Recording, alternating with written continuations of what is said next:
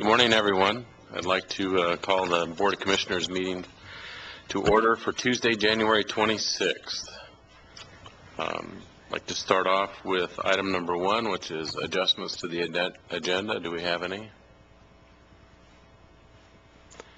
Seeing none, I would mention we do have a 10 o'clock time certain, and we will have an executive session at some point today. So with that, we'll move to public comments. And we have one individual signed up, Mike McFadden. Welcome. And good morning. I'm Mike McFadden from Eugene. I'd like to talk a little bit this morning about the Wayne Moore Space Beach Plaza.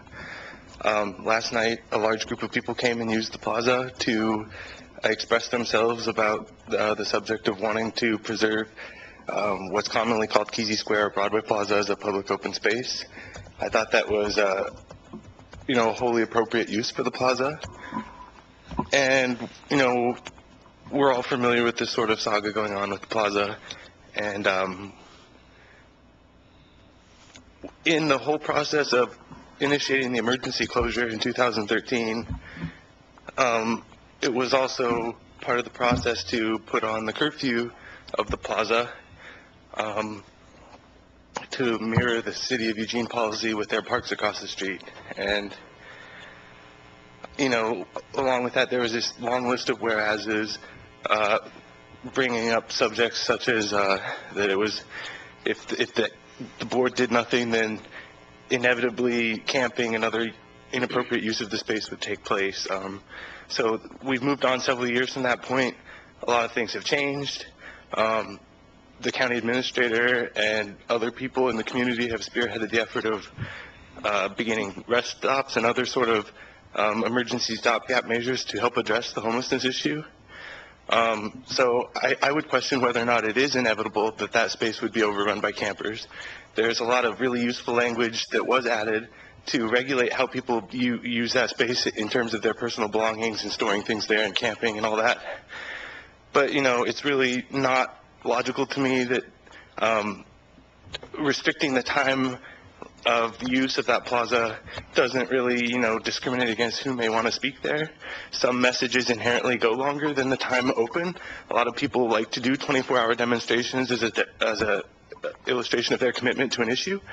Some people perhaps work all day long and their only free time is in the evening hours, some of which the plaza is closed. I would urge you to open the plaza. I don't think there's any real reason that it needs to stay closed at nighttime. I think that there's plenty of ways that we can make sure that the space is used appropriately in the evening hours. And I just wanted to say that in the year ahead, I do plan on intentionally violating the curfew that has been placed on the plaza. I and a group of other people will be planning to come spend the night there from 11 p.m. to 7 a.m. And we will do so in an organized way. If the board and the county wishes to have us cited for trespassing or whatever, that's fine. But we intend to bring a court review of the curfew on the plaza, which we believe is inappropriate. So I just want to let you all know that's going to happen. I would hope that you would take action before it comes to the courts and remove that inappropriate curfew. Thank you. thank you. Is there anyone else that would like to speak to the board? Yeah, please come forward and state your name and I guess the area of the county that you live. Well, thank you for allowing me to speak today. I thought I had missed the cutoff point for. By the way, my name is William Ivanoff. I live in South Eugene, I guess in Commissioner Sorensen's ward or district. So I wanted to talk about the park blocks that I think that you and the county also know that it's kind of a jewel for the county and for the entire area. Especially for City of Eugene. And I just, I'm hoping that the county will work with the city to open up the park blocks a little more. I was at last night's City of Eugene meeting where a lot of people were for keeping Kesey Square open. I don't care whether they keep it open or build on it. My philosophy is that the park blocks were set up when the city was built as the public square for the City of Eugene. and for the county. So I'm hoping that you'll, in your future deliberations, will decide that to get rid of the moth lot over there, and to possibly make this quarter of the park blocks open up a little bit more, and maybe as a holistic view we could have it return back to one full block and have a street that goes all the way around it.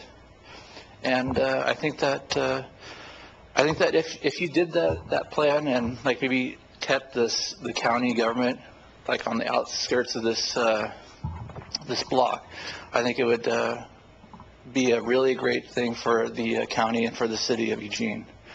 And without going into further detail, I think that's where I'll end it. Thank you for your time. Thank you. Okay. Is that all for public comment? Okay. I'll close the public comment, and we'll move to Commissioner's response to public comment and/or other issues and remonstrance. Commissioner Sorensen. Thank you very much, and thanks very much for the public comment today. Thanks for taking the time, and I really appreciate people coming in for public comment. I'm taking a minute or two to thank the Eugene Association of Realtors for providing a publication that the National Association of Realtors has put out, and it is called On Common Ground, and it is a compendium of articles about healthy communities. And a lot of the issues in this relate to work that we're doing here at Lane County Government. One is the healthy food movement, which is they're talking about how healthy communities involve healthy food, and particularly the use of food for economic development in a community, as well as helping to solve some of the social problems affiliated with or associated with hunger. And it's really a great segment. Two others that I think should be part of what we do around here is something called Bicycle Friendly Places. A lot of pictures of revived areas around the country where there's more bicycling, bicycle commuting, bike paths, parks where bicycling is emphasized. And finally, something called Reconnecting with Nature. And I haven't read all this, but it's really quite good. And what I like about it is there's a theme in there of communities working together, bipartisanship, nonpartisanship, something that's good for communities, small, medium, and large. And it's really, really quite good, and I'd recommend it. And I'm sure Betsy Schultz of the Eugene Association of Realtors would be happy to get this publication to everybody. Other comments? Commissioner Bozovich? Thank you. And I just wanted to address a little bit about the park blocks. I don't know if you want to go back and look at my State of the County address that's online in the county website. But there was a segment in there where I specifically talk about our work with the City of Eugene in collaboration to look at what the civic center of downtown will be long into the future.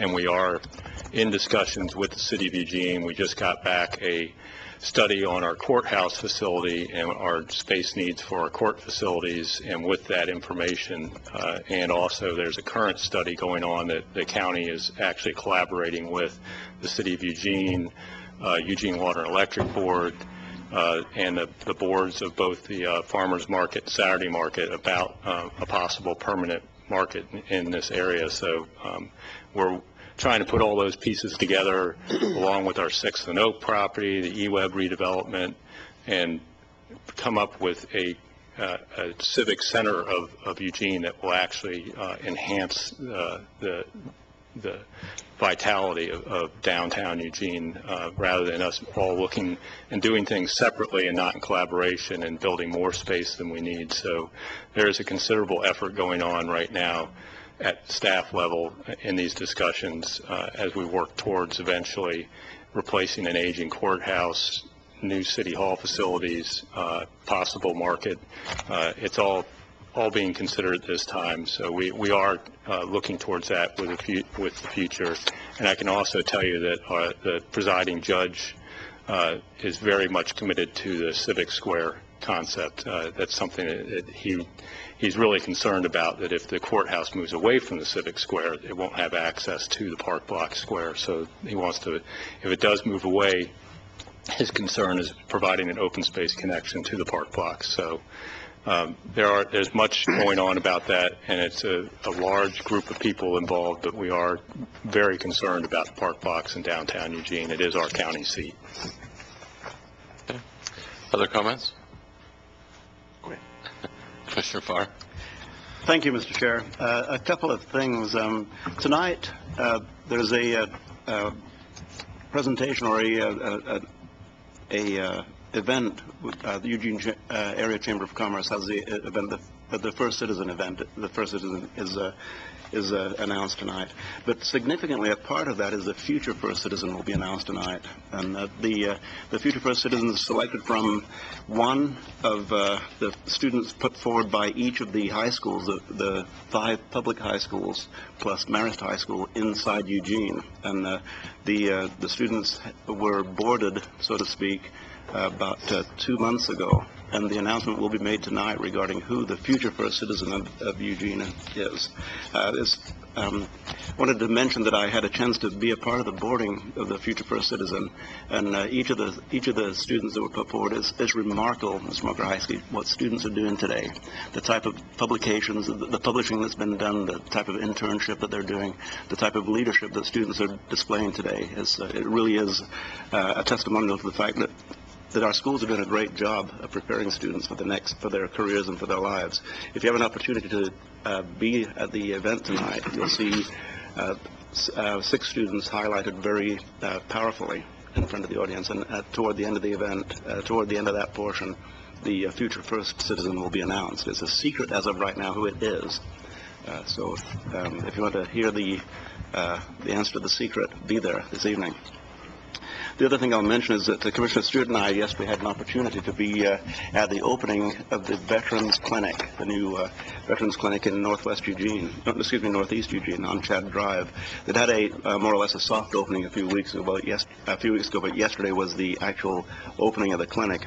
A lot of veterans in attendance, and a lot of people were able to give testimony regarding the value of having the clinic in Northeast Eugene, men and women who to this point have been driving to Portland or to Roseburg to get services, and sometimes waiting for extended periods of time, will be able to do it right in their own backyard, right here in Eugene. So it's it's centrally located in Lane County, adjacent to Interstate 5 on Chad Drive. And I had a chance, Mr. Mokrajewski, to talk about some of the county's goals regarding a healthy county and how the Veterans Clinic goes along with our federally qualified health centers and the goals that we've outlined in our Health and Human Services Department and the Community Health Improvement Plan regarding how important it is for us to pay attention to the well-being and health care of the people in the county. It's a huge step. They'll be serving up to 14,000 people annually. And you compare that to our federally qualified health centers, which typically are someplace between 6 and 8, sometimes as many as 10,000 different folks annually. So we're providing primary care and some advanced services for people in ways that it's never been done before in Lane County. Huge steps in that direction. So I wanted to also mention that the veterans were very pleased to hear the report that's going to be coming out tomorrow at 11 a.m. on Operation 365. The report and the announcement of the final numbers for Operation 365 will be tomorrow. And we had a goal of housing 365 homeless veterans and their families last year. It's been announced that we have announced that we were sure we made that number. Tomorrow the actual numbers will be announced, and it'll be at 11 o'clock tomorrow. Thank you. Commissioner Lycan. Thank you, Mr. Chair. I would just like to express on a personal note, in 4th grade is actually when I first began taking classes in band, and that's when I learned to play the drums. And so I'm going to have a conclusion to this, but it was in 6th grade, is when I went over to a friend's house, and he played this record for me. We played it over and over and over again. It was called Take It Easy, and by course written by one of the writers was, of course, Glenn Frey.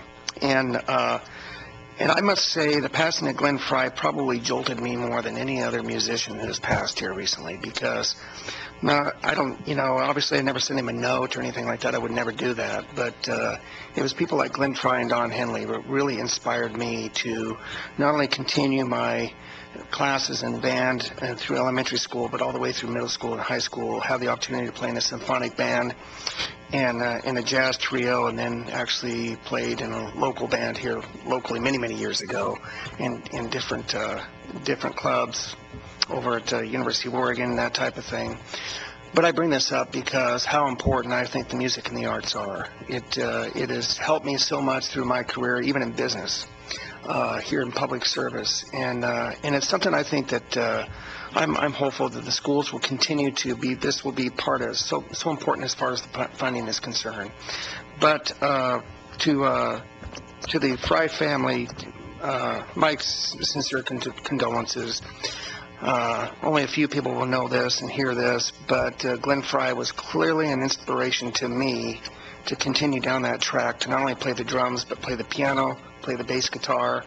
And but I will say that his passing probably hit a jolt to me more than passing of David Bowie or Lemmy or whomever, whomever's passed here in the past few years.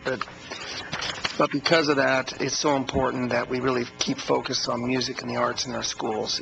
That part of the education is so important, whether it's in business, whether it's in fine arts, whether it's in our public service career. So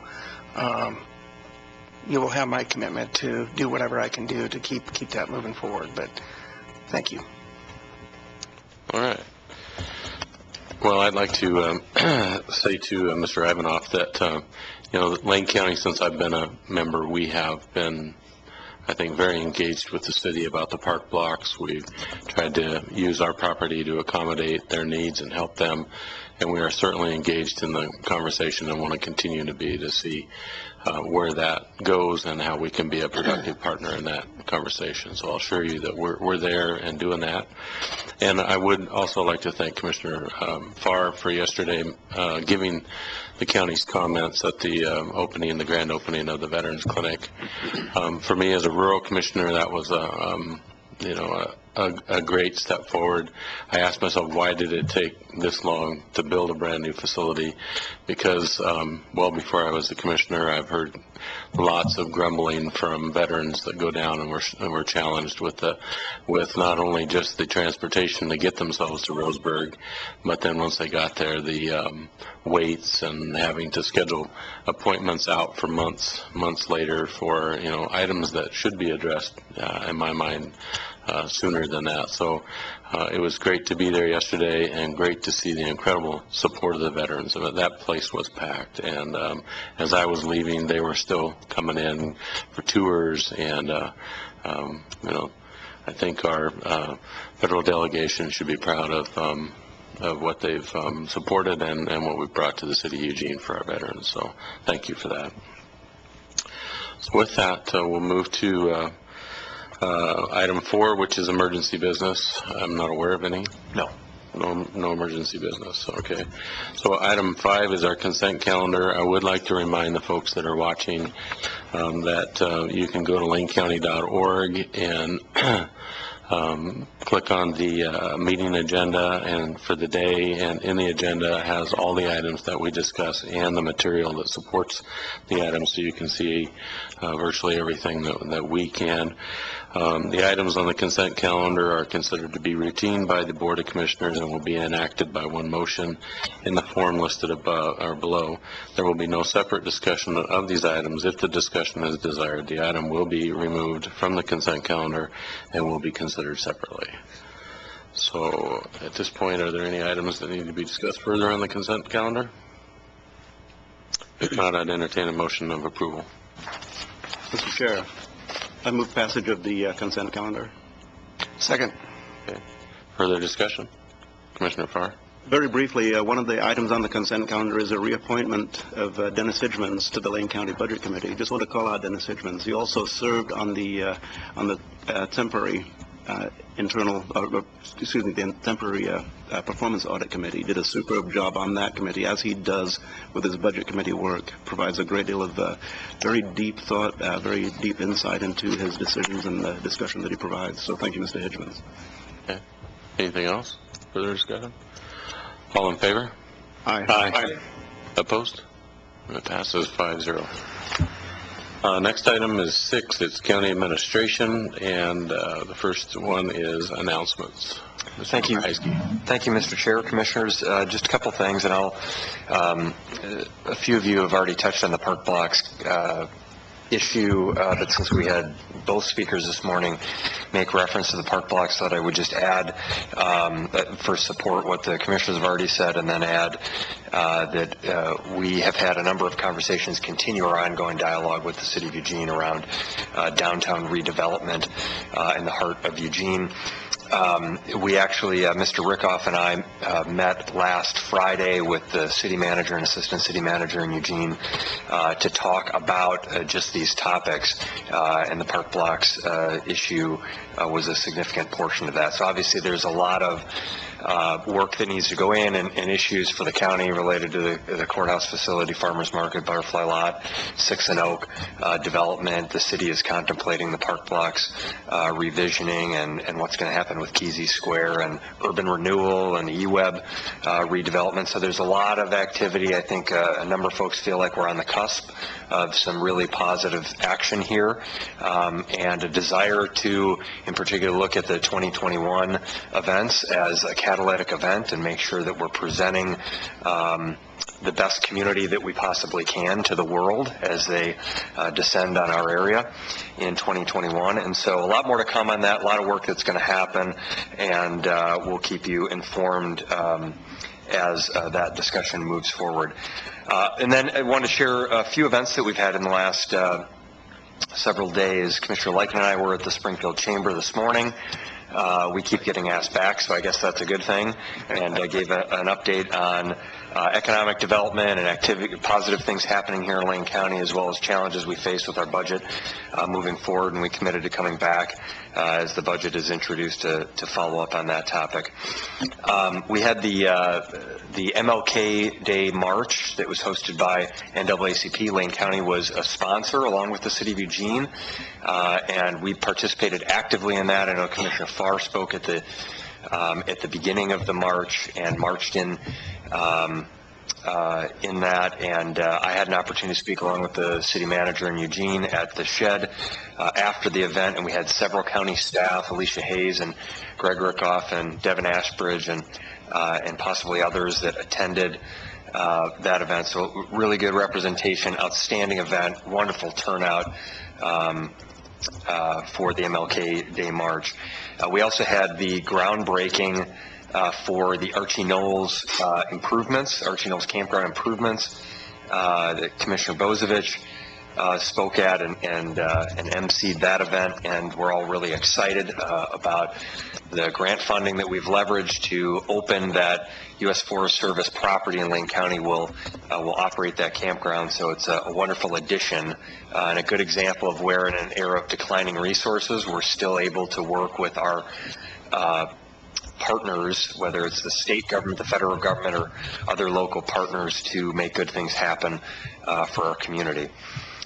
Last week we had our quarterly regional managers meeting, so this is all the city managers throughout Lane County, and I attend that, and we were in Oak Ridge last week. A lot of conversation about the Fern Ridge policing districts, a lot of interest there, as everybody knows, and the cities in Lane County are paying attention certainly very closely to our actions and the results of that effort. And then finally, I would say we had our budget, so we had our leadership team meeting 2 weeks ago where we sort of kicked off the budget process for fiscal year 16-17. Last week we met with budget staff and financial staff from throughout Lane County to talk about the particulars of what we're asking for departments to submit.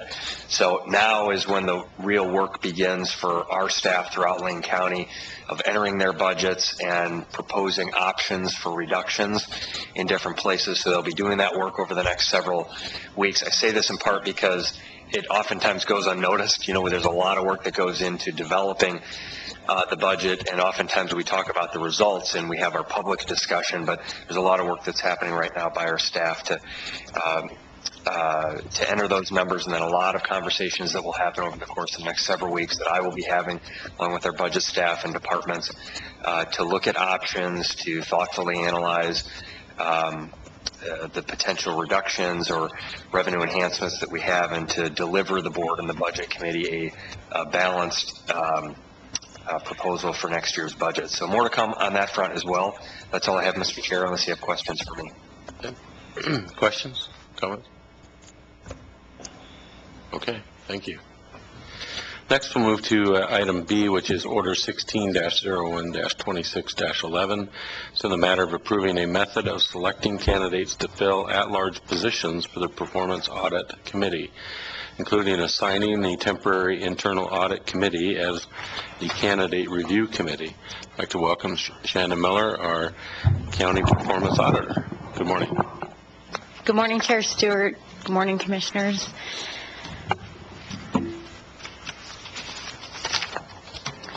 Yeah, so the board is being asked to approve a method of selecting candidates to fill at-large positions for the Performance Audit Committee.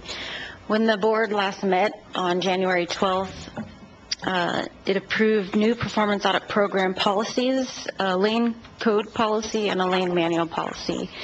The approved lane manual policy creates a new performance audit committee with membership including 2 county commissioners and 3 at-large citizen members. I'll just briefly describe the committee and its role and purpose.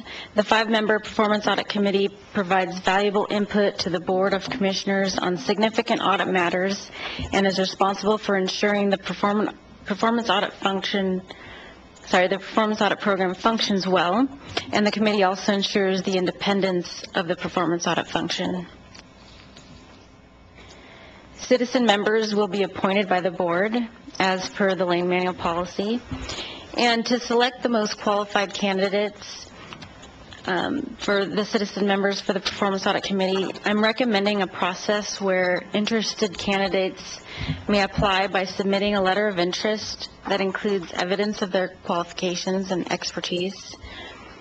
And recruitment efforts can begin immediately pending board approval of this order. And then I also recommend that the temporary internal audit committee serve as the review committee for candidate applications and to make recommendations to the board for the 3 citizen member appointments. So thank you, and I'm happy to answer any questions. Commissioner Farr.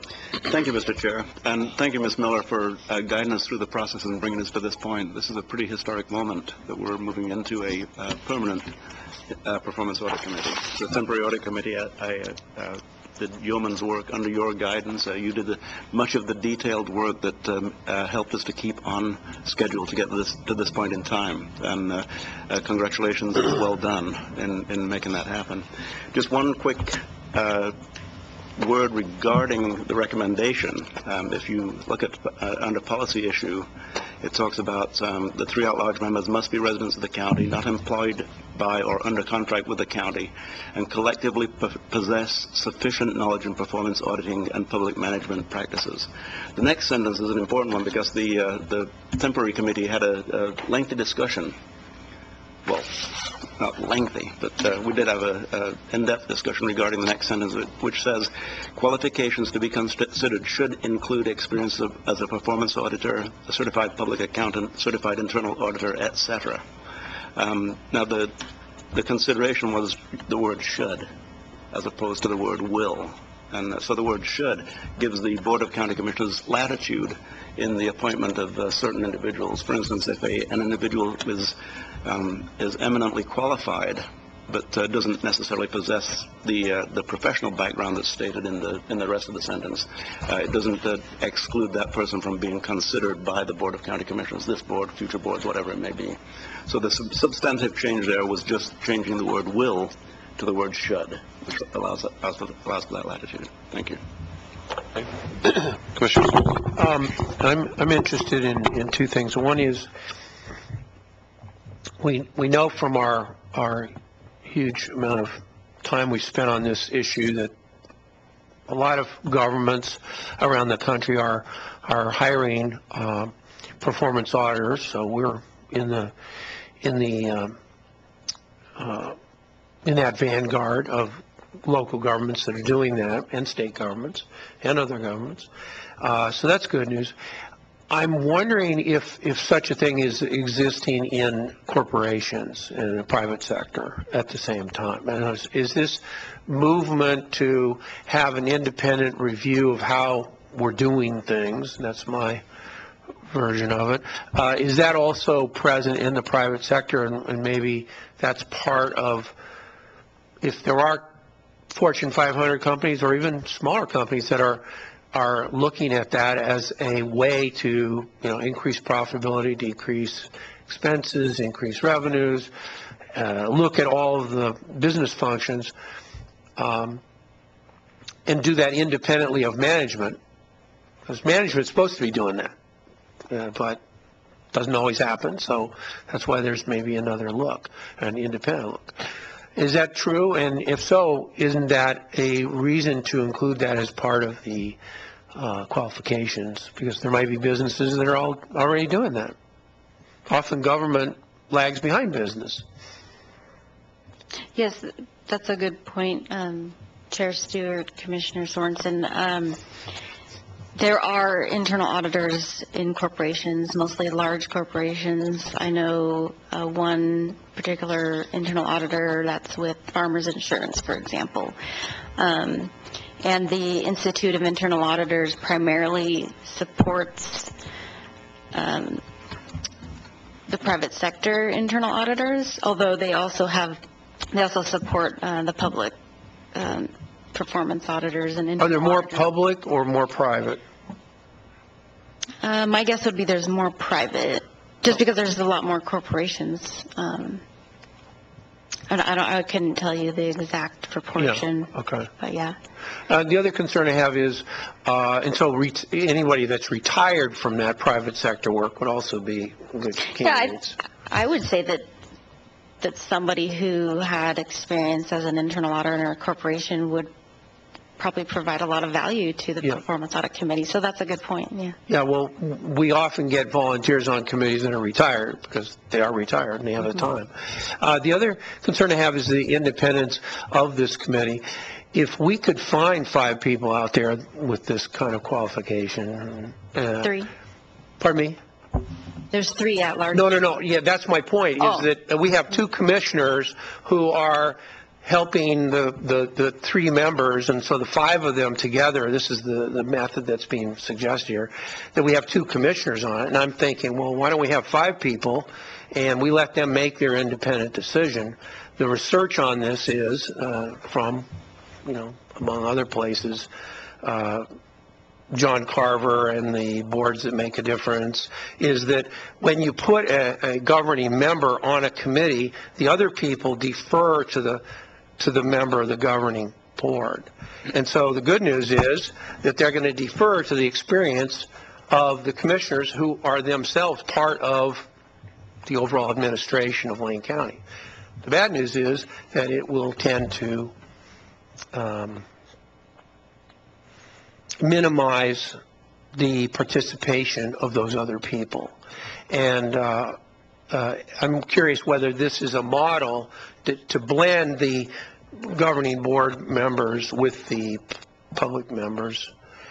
If that is if that's a model that other governments use, like Multnomah County, City of Portland, or other places in Oregon that have, governments that have this kind of model. Yes, I can see that there's a lot of variety in how these audit committees, the membership on these committees some are similar to this, where they have some elected officials and citizen members. Nothing's coming to mind in terms of an all-citizen member committee. I'm sure that they exist, and I think that the best practices that are recommended, say, by the Association of Local Government Auditors, was that at least if you had a majority citizen member committee, that was the best practice. So in this case, 3 citizen members and 2 county commissioners.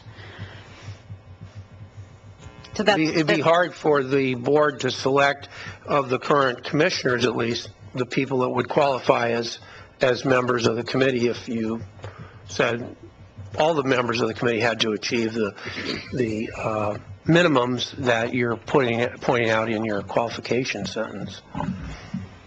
Not too many of us have been performance auditors. Yeah, the qualifications are specific to the citizen members. Yeah. Okay. Well, I would just say that I'm concerned about the putting commissioners on the committee, and I like the emphasis on the professionalism, but I think that putting the commissioners on it, because ultimately it's an advisory group to the commissioners and to you, and so why have the commissioners on there, once they have the expertise? Because our focus is not on representation of any one commissioner. That's clearly not what we're trying to do here. We're trying to put the emphasis not on representation of any 1/5 of Lane County geographically on this committee. What we're trying to do is find people that have the professional background to be on the committee. And if that's the general thrust of it, then let them make their recommendations, have them work with you to make recommendations, and like I said, the research is pretty clear. You get a commissioner in a room, even one commissioner, let alone 2 commissioners, you get one commissioner in a room with staff, and the commissioners deferred to. That's been my experience. And I think that's the experience that's expressed in the academic literature about it. Okay. Commissioner Carr? Thank you. Commissioner Sorensen, your comments reflect much of the discussion that occurred at the temporary committee level regarding the makeup of the committee and the consideration of having 2 county commissioners on there. And what we did notice was that seems to be the best case, is that a majority are non-elected officials, but that elected officials from the board are a part of the recommending committee, a part of the committee in question. But you bring up a very good point regarding the qualifications of a county commissioner to be on this board. What qualifications do we have? Well, if you look at the recommendation for qualifications to be considered, a certified public accountant, certified internal auditor, a public manager. Well, we each qualify as such. We each are managers in the public realm. And additionally, other relevant professional experience. Other relevant professional experience can be fairly broad. We each have a different background in experience. Some of it is more professional and technical in nature. Some of it is business-oriented. Some of it is non-profit-oriented. And I think that we, as commissioners, we do hold the public trust. And to be a part of that committee, I think, is my final decision in helping make this recommendation that we're bringing forward is that the county commissioners should be represented on the board and should be a part of the discussion, and can be overridden by the majority of the board that is not the committee, that is not county commissioners. I think it becomes then incumbent upon the county commission to select the correct 2 commissioners to be on the board. Look for people with the qualifications, look for commissioners with the qualifications that are outlined here, and also perhaps commissioners that may perhaps present occasionally a divergent point of view, as we do as commissioners, that we don't always agree on every single thing. So I think, once again, it becomes not just this commission. We can look at this commission here and the makeup of this commission, but let's consider future commissions and past commissions. Everyone is different, and everyone has an opportunity to place its imprint upon the board itself. So I think I'm satisfied with this recommendation personally. I think it was vetted very clearly, very plainly, and openly at the temporary committee level. And so I think the 2 commissioners can provide the very good attention to the qualifications that are outlined here, but also present the public point of view.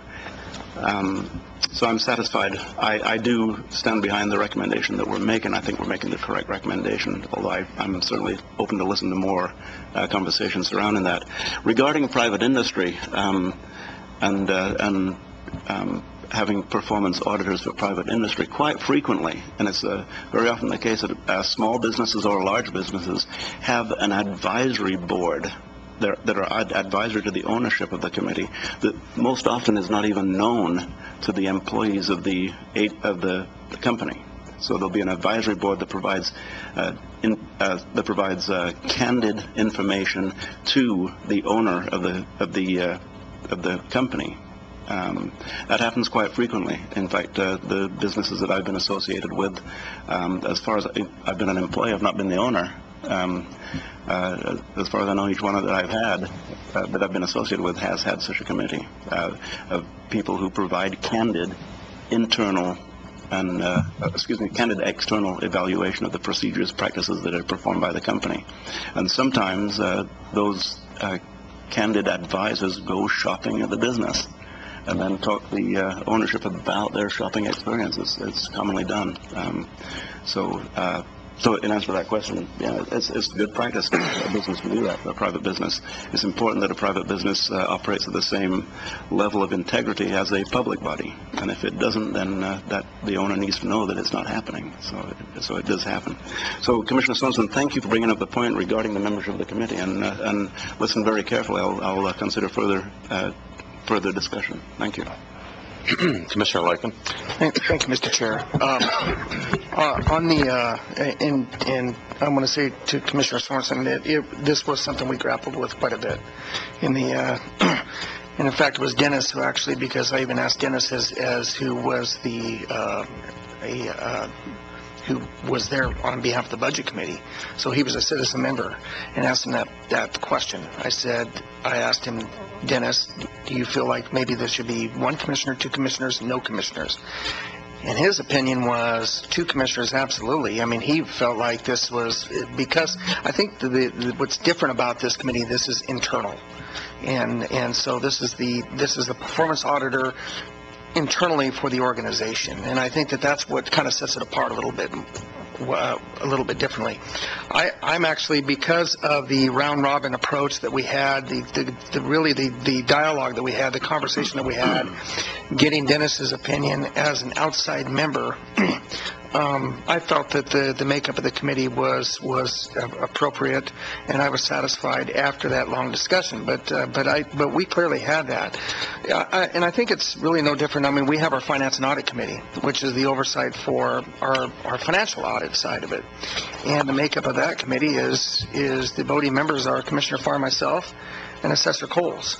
So you have 3 members who are members of the public body, who are part of the voting members of the Finance and Audit Committee. Does that mean we're qualified? No. I mean, yes, I worked in a financial institution at one time, and yes, I had to deal with auditors and on the financial side. But am I an auditor from the CPA? No. Have I worked through audits in the past for the last 20 years? Yes. Whether it's public or private. On the private side, I think what's very common is publicly owned, publicly traded companies are going to have your internal auditors. And many times you have your board of directors who are chair of some sort of committee. A director will be a chair of an audit committee, and they'll actually have a group in place and to actually go over both performance and financial. Smaller businesses, you will work with financial auditors, not as much with performance auditors. Part of it is because it's closely held. I mean, you have an ownership in place, and the thought and idea, at least I know myself and my family, we clearly worked with our employees to come up with better practices to make sure, because the idea is you want to stay in business and be profitable. Well, you have to stay on top of what's happening. So, but publicly traded companies, very, very common to have your internal or performance auditors in place, and as well as the financial side. And so I think because this is an internal and we're looking internally at the county. I think that this is the makeup of this committee. I thought was appropriate. I'm willing to listen to colleagues if they have disagreements here. I mean, I'm fine with taking a look if we need to amend this part of it, but I think our overall discussion coming out of it and really discussing this part of it, because it was a thorough discussion of the makeup of the committee, the qualifications, and so on and so forth. And I thought Commissioner Farr brought up something that was very important, between the should and the will. I thought that was very important, because the reality is, folks who maybe not necessarily be a CPA or have that professional background as an auditor does not disqualify them. I mean, I can think of folks who have retired from the public side who were maybe not necessarily an auditor, but maybe a department director. In my opinion, they would be very qualified to be in that position. Or even somebody from the private side who was maybe not an auditor or on the financial side or a CPA. Still, they had a lot of experience in working with auditing functions and maybe as an executive of a business, whatever the case may be, their qualifications would be met with this as well. So I look forward, because I think I'm not surprised this question was brought up, and because it was something we discussed thoroughly. But thanks for the question, Commissioner. Mr. Bozovich, do you have questions, comments? No, I'll just a quick comment that I don't share too much of a concern with having two commissioners on the committee.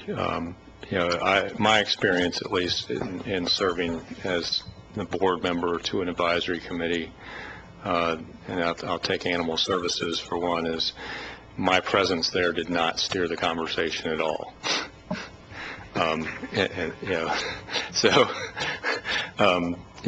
don't have the fear that for some reason that if there's a board member on this committee that the three lay members are going to be shy in expressing their opinions, and whether their opinions will be reflected and brought back to the board.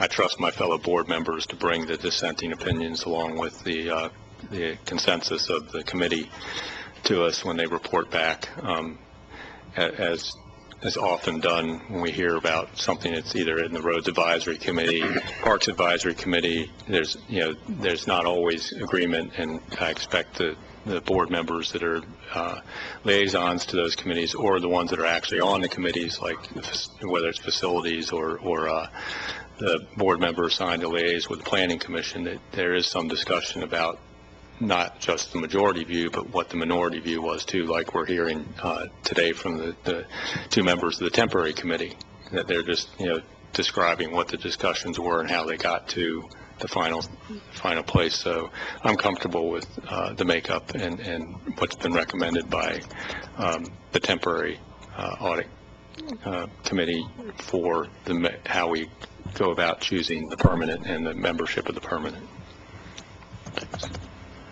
Well, I guess I would add, first of all, Commissioner Sorensen, thank you for bringing this topic up. I do think it's important to have this discussion. As I think about my experience on various different committees, and I think of the intent of this committee, I think the proposal before us is appropriate. If it came before us with staff being a member on it, I would not agree with that, because this is a separate function from our organization. It's really a check and balances of what's going on. So I think that's important.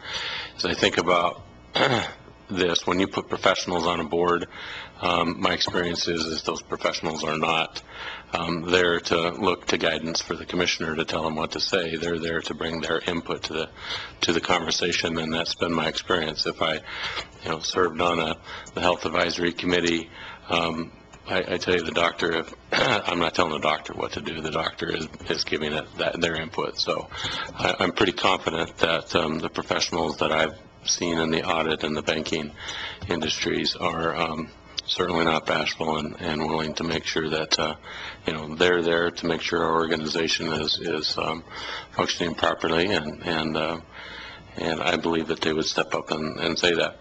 That being said, I have been on committees where we have lay citizens that are in the past on the Vegetation Management Committee or Parks Committee, or even the Fair Board Committee.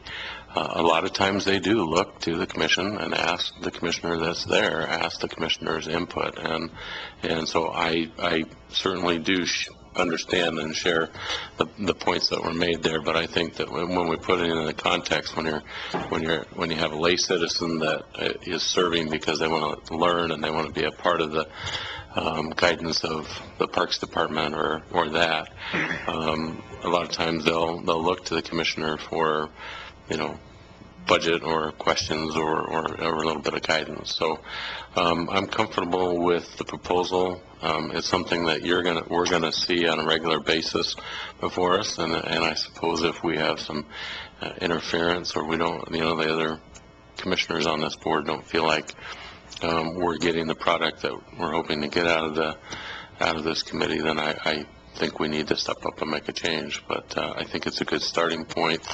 Where I've seen other commissioners engage, whether it's our legislative committee or our finance and audit, some of the standing committees that really dig deep and they're doing a lot of hard work, I think it's valuable to have a commissioner at the table. So, with that, Commissioner Zorn. Well, I'm hearing, a range of perspectives, and I'm wondering if there were 4 people in the community that qualified for this committee, then what about what I would call a compromise, where we get the benefits that you're pointing out of having a commissioner there? They know the county, they know the county government, they know all the acronyms, or at least the acronyms to the point that they were informed of what those acronyms were, because they're always changing. But what about that as an idea? Because I get it that there's a need for some institutional knowledge, people that know why we're doing the things we're doing.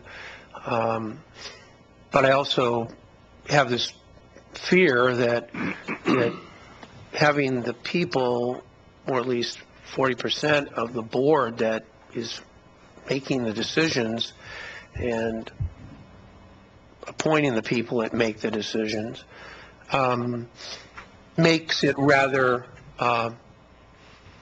insulated from the perspective that people who have the expertise, which is why I like a lot of the theme of the work that you guys have done on this, why not have it where we get an additional qualified person, if we can find that person, and a commissioner?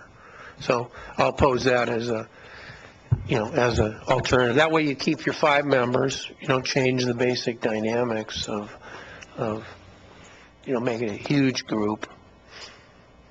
So I'll pose that, and if there's interest, I'll make a motion.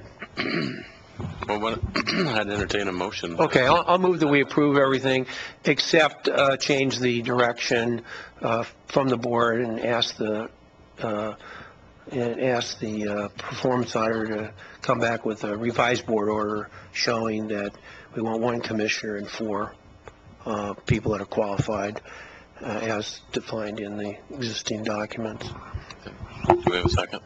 Second, for purpose of discussion, and speak to the motion. Okay.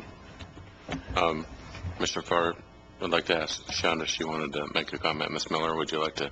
Oh, I was just going to clarify, maybe it's understood that to change the membership to, say, 4 citizen and 1 commissioner would require lane manual change, but I imagine you understand that. So. Thank you. Mr. Farr. Thank you.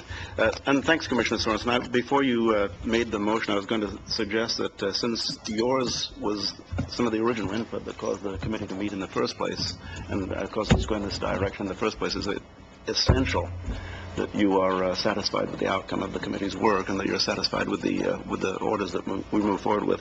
But I'd like to suggest this. The reason I like the thought of 2 commissioners on there is because I have been on advisory boards where there's 1 commissioner, and as Commissioner Stewart has suggested, the 1 commissioner is often asked for his or her, in our case it would be a he, his opinion, and you're getting 1 commissioner's opinion at that point in time, which can be slanted pretty heavily toward that commissioner's work and and that commissioner is biased, perhaps. Whereas if you have two commissioners, then you, on a board as important, a committee as important as this one, then you're never going to get a single commissioner's potentially biased input. You're always going to get a pair of commissioners' input.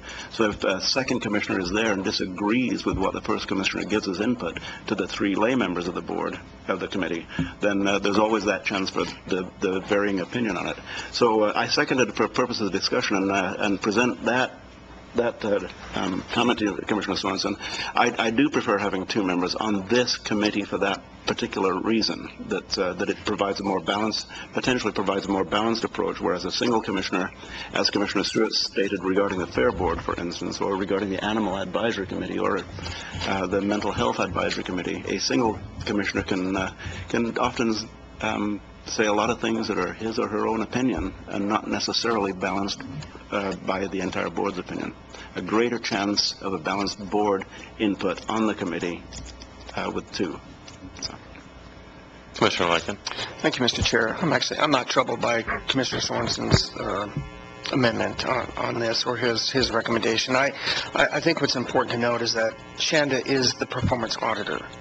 The committee is an oversight committee to provide recommendation, but we already have a performance auditor. We're not hiring a committee of performance auditors to become the performance auditor of Lane County. We already have that person, and I believe we're very pleased that the fact that we were able to hire her with her experience. So I think what's important here is making sure that the committee we have experienced folks on this committee who can provide, I think, oversight and so when Shanda brings, because performance auditing is much different than financial auditing. It's much more intricate in a sense, because it's based clearly on risk, at least it should be. And so it's always good, I think, to have some folks on the committee who have that experience, who can just provide that oversight and maybe some direction and just provide that confidence, making sure that Shanda's feeling confident in her position, which I already know she is based on conversations I've had with her.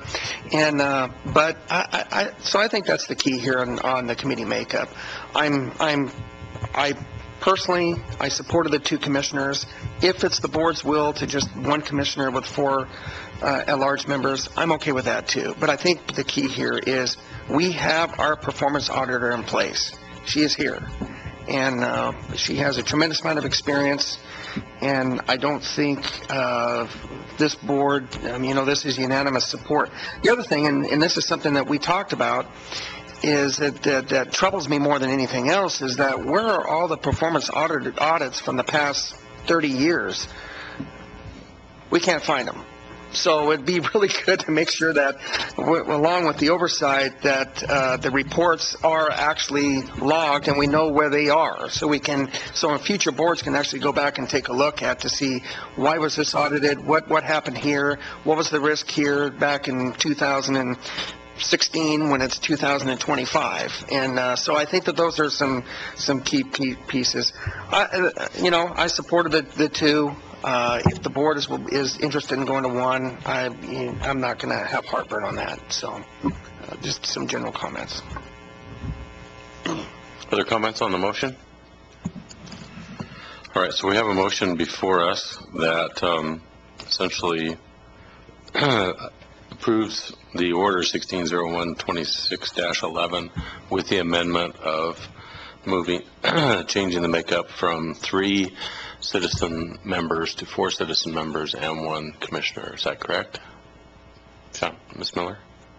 Chair Stewart, if I may, I'm wondering if it would be appropriate to approve the order as it is now, which is basically around recruiting the at-large citizen members, and whether that's 3 members or 4 members, I think it would still fulfill that purpose. And then I think because this would require a Lane manual change to move from 3 citizen members to 4, I could come back to the committee, come back to the board at a future date for the Lane manual change to change the membership. But I think it's important to start recruitment efforts immediately, to start getting the applications in the door for those citizen members. So, all right, thank you. I need to look to Commissioner Sorensen. That's a little different than his motion, so. I'm fine with starting the recruitment, because whether we get 5 citizen members or 4 or 3 or 2 or 1, we need to start the recruitment. So my motion has nothing to do with recruitment. Mr. Chair, I withdraw my second. Point of order. I'm not sure that that was the question. Once a motion's been moved and seconded, it's the body's motion. It's no longer the motion makers or the seconds. You cannot withdraw a motion without making a motion to withdraw it. Yeah. So we either need to take action on the current motion or... Yeah, I think we need to vote on this and get it voted on, and then we'll move from I'm there. not going to argue parliamentary procedure because we don't really follow parliamentary procedure very frequently. So let's just move forward. Thanks, Commissioner. So to clarify, what we're going to be voting on is the motion that Commissioner Sorensen made, which is essentially he supported the order with the amendment of making 4 citizen members and 1 commissioner in exchange for 3 and 2. So just to clarify, if we do approve the motion, it will require a follow-up change in lane manual, which I think we could do post making this motion. That's correct. And this motion, Ms. Miller, if approved, would give you guidance to go out and start recruiting, correct? Because we're essentially approving The order makeup. that- It just formally needs to come back with the appropriate order to reflect the manual change. Is that correct? Yeah. Okay. Okay. Any further discussion? All those in favor of the motion, say aye. Aye. Aye. Opposed? Passes unanimous. All right. Thank you. Thank you very much. All right. Ms. Williams, I'm gonna take our time certain, and so we'll bring you up just as soon as that's over. So we'll move to item D, which is Order 16-01-26-12. It's in the matter of presentation and acknowledging the receipt of the Lane County, Oregon Comprehensive Annual Financial Report, short CAFR, for the fiscal year ended June 30th, 2015. We have with us Mr. Rickoff, our operations director, and Ms. Moody's in the audience, our manager, representatives from Moss Adams. So, Commissioner Stewart, I'm sorry I have to jump in, but my computer isn't working, and so I'm going to go upstairs and listen on Ms. Jones' television to your presentation, and I will be back, hopefully, as soon as I get this resolved. So I just wanted to say I'm not walking out because you're here, so I'm going to be listening. Thanks. all right. Thanks, Commissioner. Mr. Murkowski.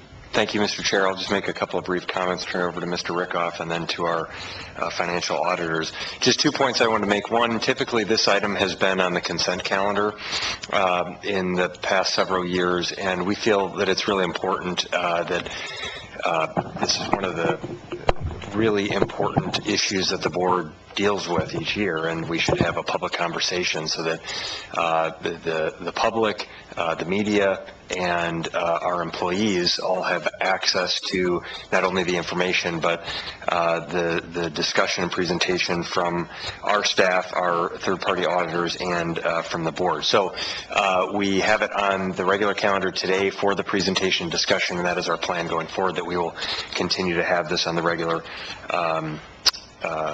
calendar for the board on an annual basis so that you get this report. The second thing I will note, and I think you'll hear this from our auditors today, is the challenges that we faced in our finance division from a staff turnover perspective. As many of you know, we lost Mike Barnhart, our outstanding finance manager. He took a job within Lane County as the manager of the finances for our community health center. So a great move for him, great move for our health and human services staff, but created a void in our finance division. We've also had additional turnover, recently lost our payroll person to a position in information services. So again, great opportunities for our staff moving up in the organization, and we're glad that we found opportunities for those individuals within our organization, but it did create a little bit of a gap in our finance division. Mr. Rickoff will share with you that he's working actively along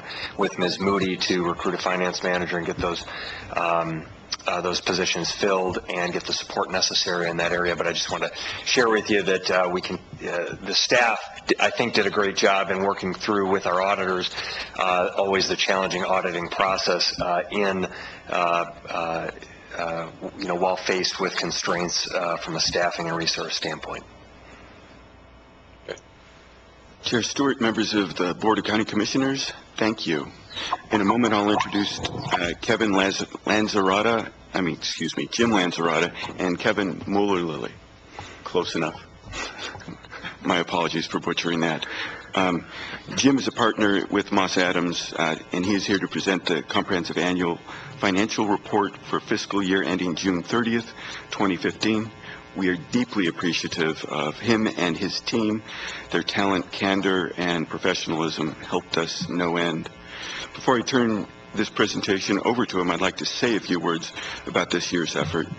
It was unusual, as you heard from County Administrator Mokrahajski, and it was unusual in several ways. In terms of the work itself, finance and audit teams across the country adjusted to new accounting standards requiring detention or detailed pension reporting, new challenges that everyone faced. I would argue that our team handled that very well. More importantly, we do have a new audit team preparing the audit. Roy Burling, Jeannie Sun, Carol James, and Christine Moody did an extraordinary job preparing the audit, and with several of these members, they took on new responsibilities. Since financial services lost the extraordinary skills and experience of Mike Barnhart, and let me be clear, we relied on Mike heavily for this year's audit, and he and Health and Human Services were generous with his time. I hope Mike is listening to this now. Thank you, sir. This, however, was a year of transition. With this new leadership, the effort, as you will hear, had some glitches. The financial services team is really truly in the midst of reinventing itself. We have not found the correct candidate for a financial services manager. We are actively pursuing that, but County Administrator Mokrahajski, Christine Moody, and I are also working hard to capture the learning of the audit experience. We're also undergoing a review of the finance functions and making sure that the design, the structure, and financial services across the county are correctly framed as we proceed with these new hires. And I'll be sharing more with you in the coming days on this. Without further ado, Jim Lanzarota. Okay, let's see. Is this on? Appears to be on. Okay. Well, appreciate the opportunity to come before you. This kind of finalizes the audit process, that final report to the board, and so appreciate our opportunity here to come before you and do that. What we'd like to do is, and Kevin and I will kind of tag team here, but really want to help you understand a little bit about the nature of the services that you engaged us to provide. Briefly, the team that provided those services. We went over with your Finance and Audit Committee. I know Commissioner Farr, Commissioner Lyken serve on that committee along with other members of your staff, and so we went over a pretty detailed version of the audit process and the required communications. So we're only going to hit on a few points, but we want to hit on some of those with you. Obviously, you want to know the results of that audit, so we're here to present that. The required communications, we're only going to hit on a couple, again, because we've done that thorough presentation already. And then we have some other observations. You know, often the audit is really directed towards the accuracy of this document. but what does it say? And we aren't here to tell you everything that it tells you, but maybe just a couple highlights that I think you might be interested in. Again, just so you recall that you went through a competitive bid process to select Moss Adams as your auditor. This isn't meant to be a commercial, but just to give you some flavor of that.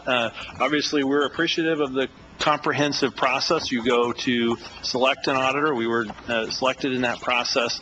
Moss Adams and our team here in Eugene, we focus in governmental auditing and accounting. So that's my entire, I think I have 2 tax clients only because they won't fire me, and then the firm doesn't let me sign the report or that tax return. I get to sign the cover letter that goes with it. But anyway, our team, Kevin, and the others that work on your audit, that's our focus, is working with governmental entities. We serve a number of counties in addition to other types of governmental entities here in Oregon. So you've got a team that's focused in this realm of work, just to give you a sense of that. And with that, I think I'll turn it over to Kevin to march us through part of this, and then I'll chime back in here in a minute. Just wanted to show a list of our engagement team.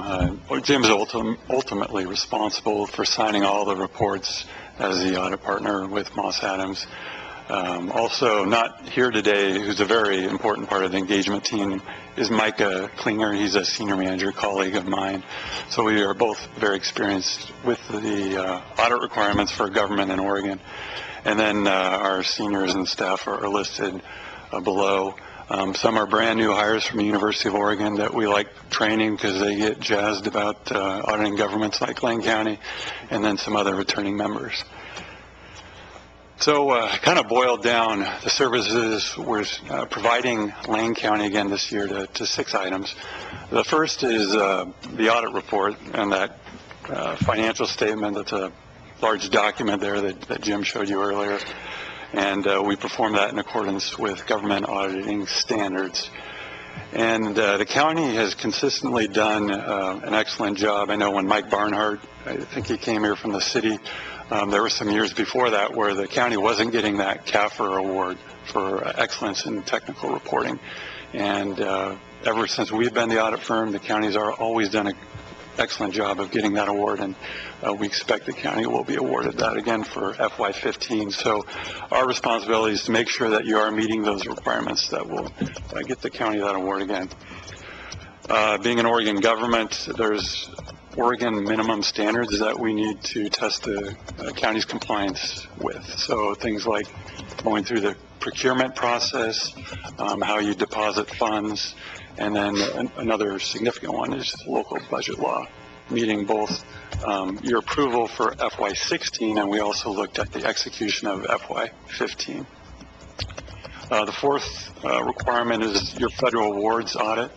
I believe the county received in the neighborhood of $35 million federal awards for FY15. So we select major programs and test the county's compliance with those major awards. We'll talk more later on about the tax levy engagement, but that was another engagement that we worked on this year. And then finally is the reporting. So the reports we issue, and then we're required by audit standards to meet with the board. As Jim mentioned, we also met with the F&A committee to talk about the results of the engagement. Here's just a quick snapshot of significant audit areas, and I kind of want to let the commissioners know that we divide up our audit based on where we think the audit risks are, and then how best to get assurance to make sure that those risks are reduced to a low level. So we kind of divvy it up between testing the county's internal controls, performing substantive analytical procedures. That's where we might look at inputs like units that the county has transactions, sales during the year for charges for services, or maybe your budget expectations and comparing those to actual results. And then finally, test of details. That's where we might confirm a balance with a third party, such as your cash balances, your debt balances, or maybe going down and testing details like looking at invoices that were approved and authorized. So here's kind of a snapshot. I think these areas are consistent with prior years The big change this year was a significant accounting standard that now requires the county to record its entire pension obligation for all future pension obligations with PERS on your financial statements, and we'll talk a little more about that. Okay. So we did all that work, and so what were the results? And so we're very pleased, again, as we have in prior years, to, based on all the work that we did, we're able to get to what's called an unmodified opinion, or in layman's terms, a clean opinion. So basically, we've done the work necessary to tell you that the financial statements that your staff prepared are accurate, they have the appropriate disclosures, and are formatted according to the the generally accepted government accounting principles. So excellent job of getting there. There's only one additional paragraph in here this year, and it's just the mention of that accounting standard. So there is a change. There's a presumption in financial reporting that there's consistency from year to year. So any year that you have to implement a significant new accounting standard, oftentimes the auditors will insert a paragraph just drawing the reader's attention to that. So you'll see an additional paragraph over what you've seen maybe in the last couple of years, but that's just to mention your implementation of a required new accounting standard. Doesn't take away from the fact that this is a clean opinion. So again, I always wish there was some way of, bells and whistles go off or confetti would fall from the ceiling, because it's a pretty quick way of expressing something that takes a lot of time and effort by your staff to achieve. And be careful what you wish for. Yeah, okay. Anyway, hopefully your staff recognizes the significance of the ability to achieve that, and clearly it's under your direction, so you're setting the tone and the policy and the culture and the direction that allows that to happen. So you ought to be pretty proud of that direction and tone that you've set, which allows your staff the support to achieve that result. On the single audit, is there one slide I missed there? Okay. An important element of our audit, in addition to determining whether these are accurate, is to look at the internal controls that your management staff, your staff uses to make sure that you can produce an accurate document. So what are the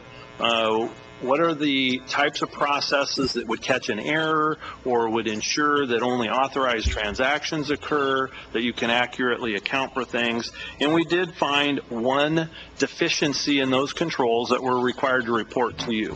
So unfortunately, there was one error identified. There was a project, a capital project that you were involved in. It took, I don't know if it may have even scoped beyond 1 year, but it was a big part of the year. You incurred $1.78 million of expenditures on a data center project. That met your requirements to be capitalized, or it means it's a capital asset that goes on the county's balance sheet, and then you depreciate that or recognize the expense as you use that asset. And it just did not get capitalized. All the expenditures were fine. It's a project that was approved. There's nothing with that. But in the accounting, just the communication piece between the folks that were involved in that project and your accounting staff that have to do the actual entry, just a miscommunication there that enabled that to go without being capitalized. It is not material to your financial statements, so a correction is being made in the current year to get that on the balance sheet. But no significant non-compliance findings, so that's good news. And then Kevin mentioned that since you receive federal awards, you're required to undergo some additional audit test work and reporting. We refer to it as the single audit. What it does is enables you to have one entity come in and test your compliance with multiple federal grants. Instead of having every federal agency come in and send their auditor to test, you engage us to do that work. You had $34.5 million of federal expenditures, and so we go through a risk process under the standards to dictate which grant programs we have to look at. So we select those, and you achieved a clean opinion on all that work. Each grant might have up to 14 different compliance requirements that could be applicable. So we have to determine what those are, test your controls, and ultimately test compliance. So that's another phenomenal result there. As you know, counties are decentralized. You have many departments and individuals involved in administering those grants. And it's easy for maybe a department or an individual not to be as educated or informed or experienced about how to meet all the compliance requirements. But clearly we didn't find any problems. So you're doing an effective job, again, of providing support for them to get the experience they need and to actually meet those compliance requirements. As a result of these clean opinions that you've been achieving in the last several years, you get the designation as a low-risk auditee for these federal grant program purposes. And that's a feather in your cap, because if, as a low-risk auditee, it enables us to reduce the amount of testing. We don't have to test as many grant programs for compliance. So that helps you keep the cost down. Obviously, every one more program we audit is another factor of cost onto this.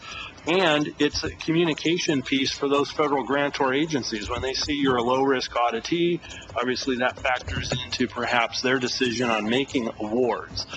Obviously, they're going to make more awards to those that are low-risk than those that have a ton of problems and don't achieve that designation.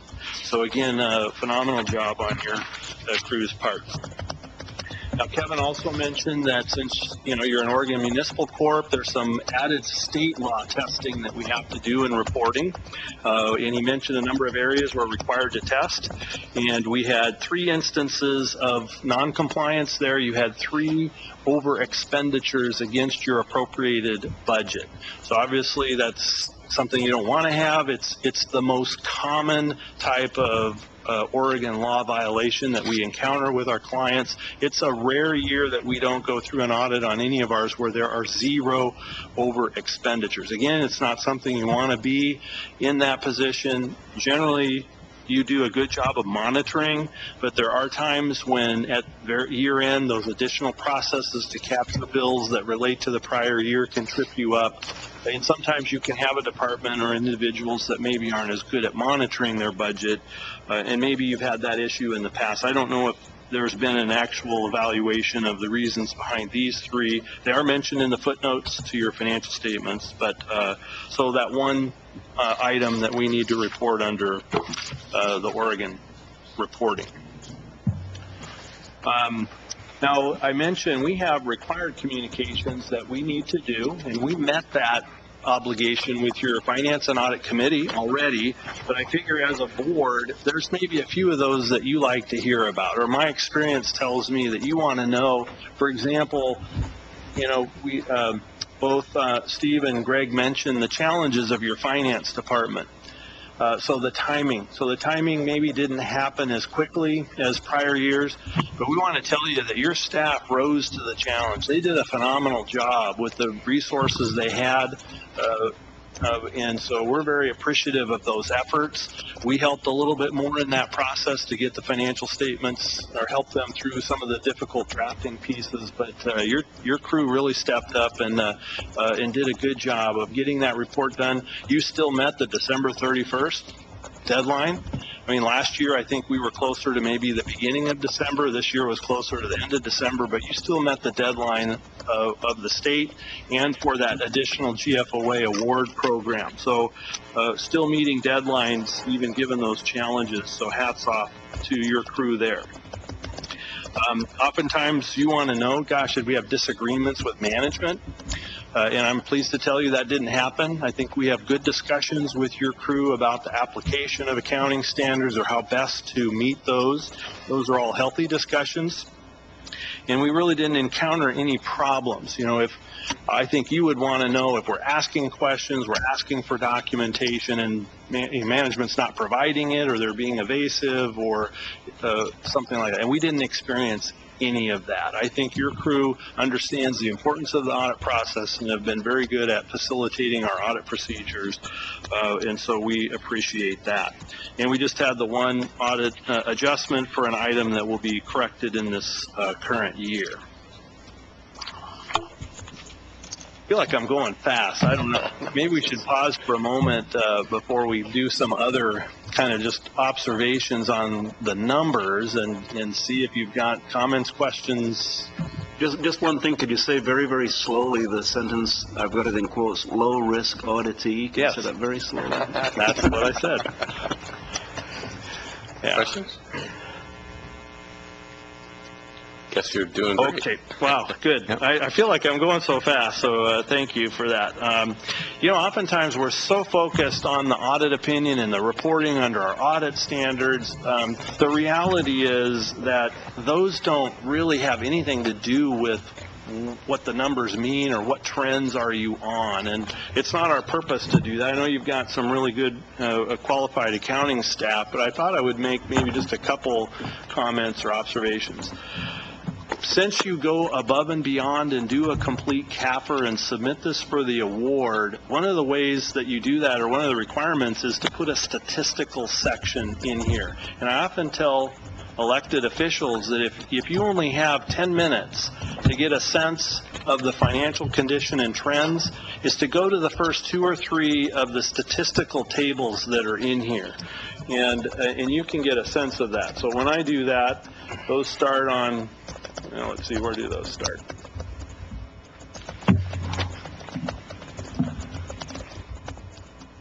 There's a tab in here. What's Yeah, they can do a good job with tabs. I know. The tabs are great. So they start about page 164.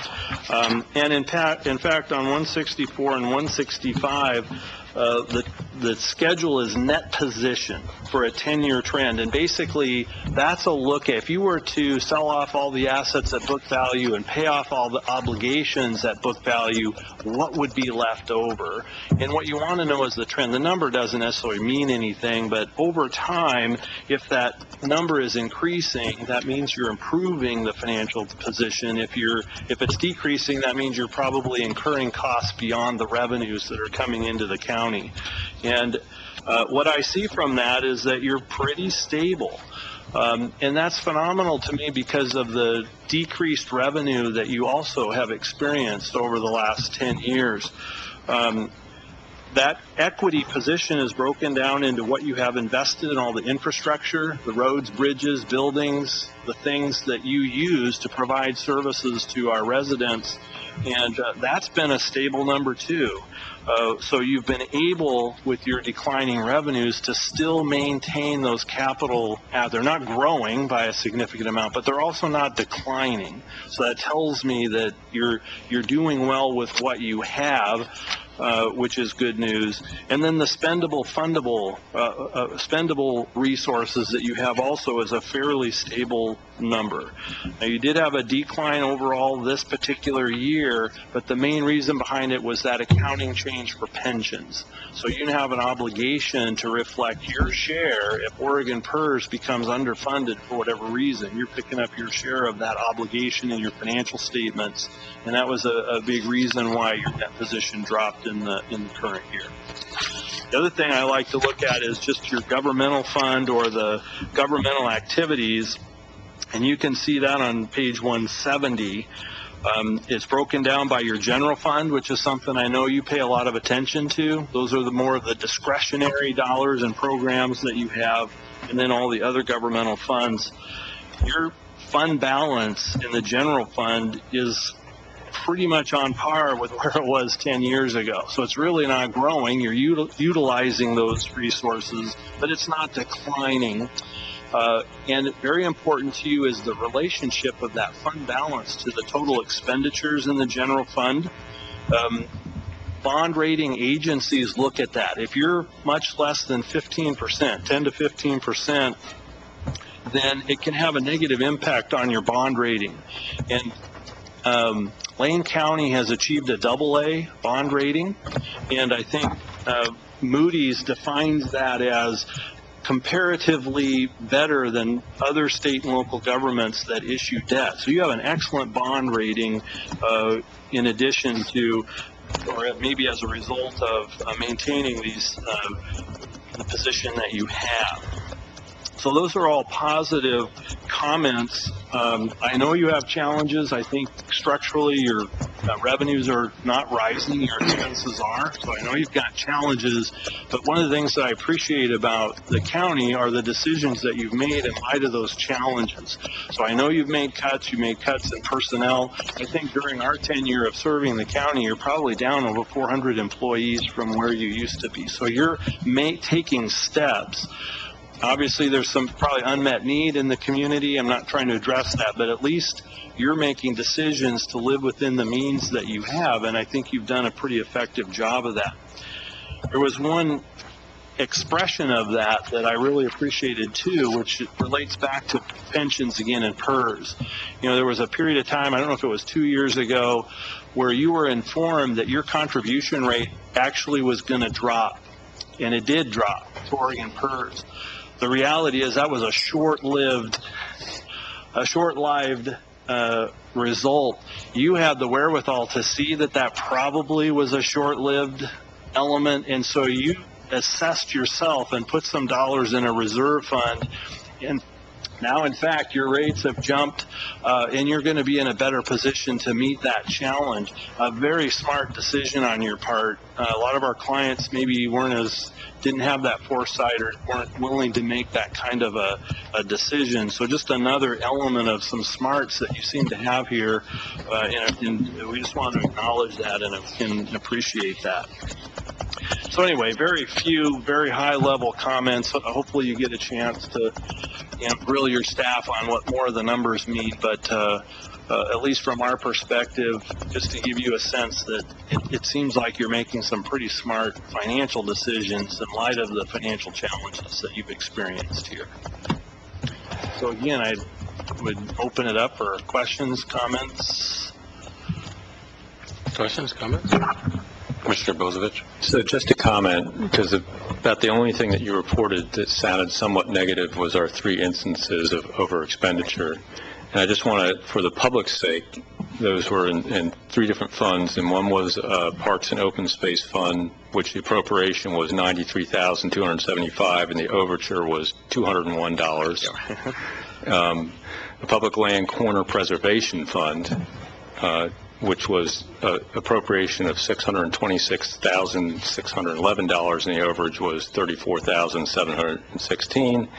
And then the Intergovernmental Human Services Fund transfers out, which was, the appropriation was $766,866, and the overage was $2,978. And if you add that all up, it comes out to, in those 3 particular categories, about a 2.5% overage in those 3 categories. But when you compare it to our total budget, it's not even, doesn't even register. So, I just want to give, it sounds really bad when you say there were 3 places where we overspent our budget, until you actually look at the numbers, and it was just almost in the realm of insignificance. So, well, and if I may, Commissioner Bozovich, one other thing to keep in mind here is that these are within your budget for a fund. You have several expenditure levels that you put a limit on, and then there's the total for the fund, and none of these funds were overexpended in total. It was just one of the line items within it,